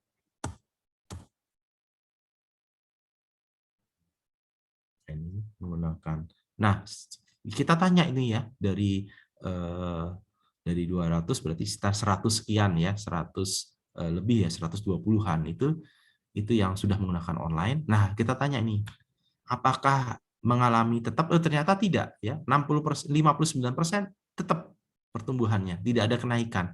Jadi sudah menggunakan online, omsetnya tidak berubah katanya. Nah, ini berarti ada something wrong ini ya, baik mekanisme mungkin cara dia jualannya atau daya tarik dari marketplace-nya dan sebagainya ini perlu diperbaiki ya. Karena harusnya ada perubahan gitu ya. Sedangkan yang naik hanya 21%, bahkan yang turun ada 20%. Ya, jadi ini masih kita lihat gambarannya bahwa mereka sudah mencoba tapi perlu ditingkatkan ya kualitas pengelolaan dari marketplace-nya atau online-nya. Jadi harus punya admin. Rata-rata kelemahannya adalah tidak punya admin ya, administrasi penjualan sehingga responnya lambat. Karena responnya lambat maka orang tidak akan mau datang atau tidak mau belanja di sana karena responnya lambat. Biasanya begitu ya, kualitas pelayanannya rendah. Ya, jadi perlu adakan salah satu yang kami survei ya, itu ke beberapa beberapa penggiat ya menggunakan YouTuber atau sosial media untuk jualannya. Itu kebanyakan kesulitan menambah konten. Nah, jadi konten itu penting ya. Konten di dalam menjual barang ya atau promosi itu menjadi penting ya. Karena kalau ada konten baru, ada sesuatu yang baru, maka biasanya dia bisa naik untuk ditinjau dikunjungi ya. Kenaikan kunjungan dari konsumen biasanya ada sesuatu yang baru. Nah, ini konten-konten inilah yang perlu ditambahkan. Ya, kalau bisa Pemda kami diusulkan kemarin itu membuat sebuah acara ya reguler ya untuk mengambil foto produk. Karena foto produk yang mereka tawarkan kebanyakan tidak eye-catching ya, tidak menarik ya. Nah, mudah-mudahan nanti kalau Anda punya keahlian fotografi atau anggota TIFO ya bisa berpartisipasi nih acara Pemkot ya menyelenggarakan foto produk IKM. Jadi nanti TIFO atau dari SMA gitu ya melakukan pengambilan foto produk dari IKM, nanti foto yang bagus akan dilelang atau dijual ke IKM yang membayar disubsidi oleh pemerintah daerah. Jadi itu rencana ke depan ke sana ya. Jadi pemerintah daerah akan mengadakan kegiatan itu atau menyediakan juga pemerintah daerah background ya. Karena membuat konten itu bukan hanya gambar atau video tapi background-nya juga harus disiapkan. Jadi inilah yang dibutuhkan bagi IKM yang sudah menggunakan jualan mengenai online. Jadi kebutuhan melengkapi konten itu menjadi hambatan yang utama. Beberapa omset penjualan dibandingkan dengan omset total. Nah ini.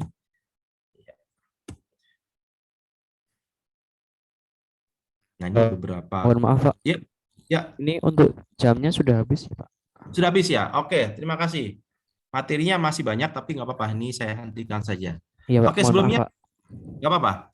Ada pertanyaan nggak kira-kira? Ini hasil survei saya dari Bapeda untuk e-commerce. Ada pertanyaan sampai sini? Atau sebelumnya untuk materi-materi sebelumnya?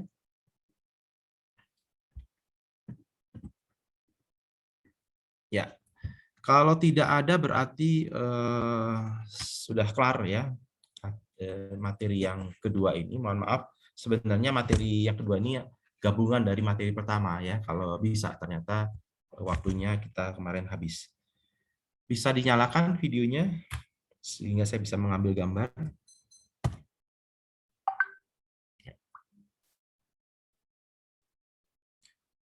Jadi tugasnya ingat ya di minggu depan ya. Jadi bukan besok tapi minggu depan.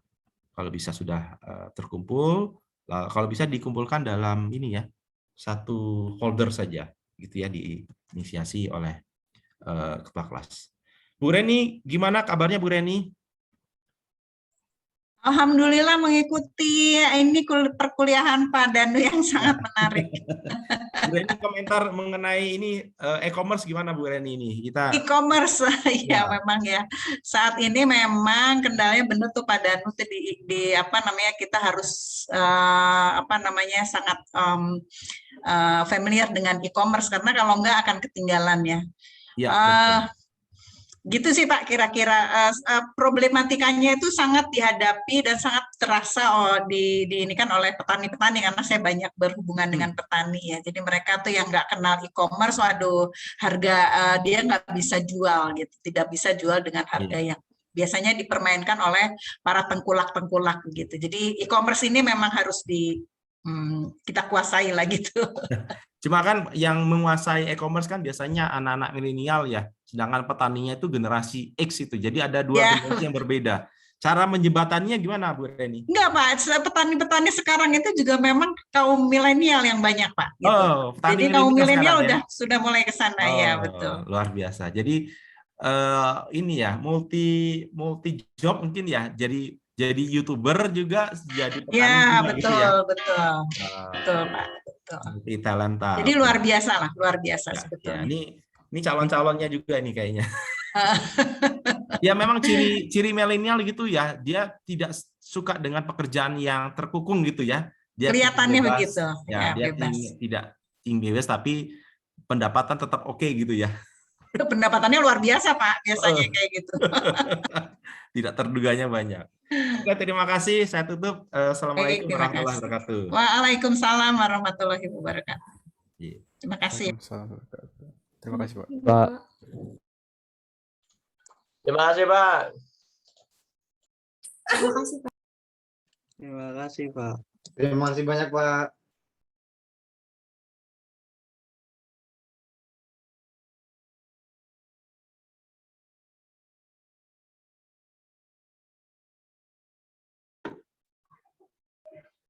Ya Mas, sama-sama.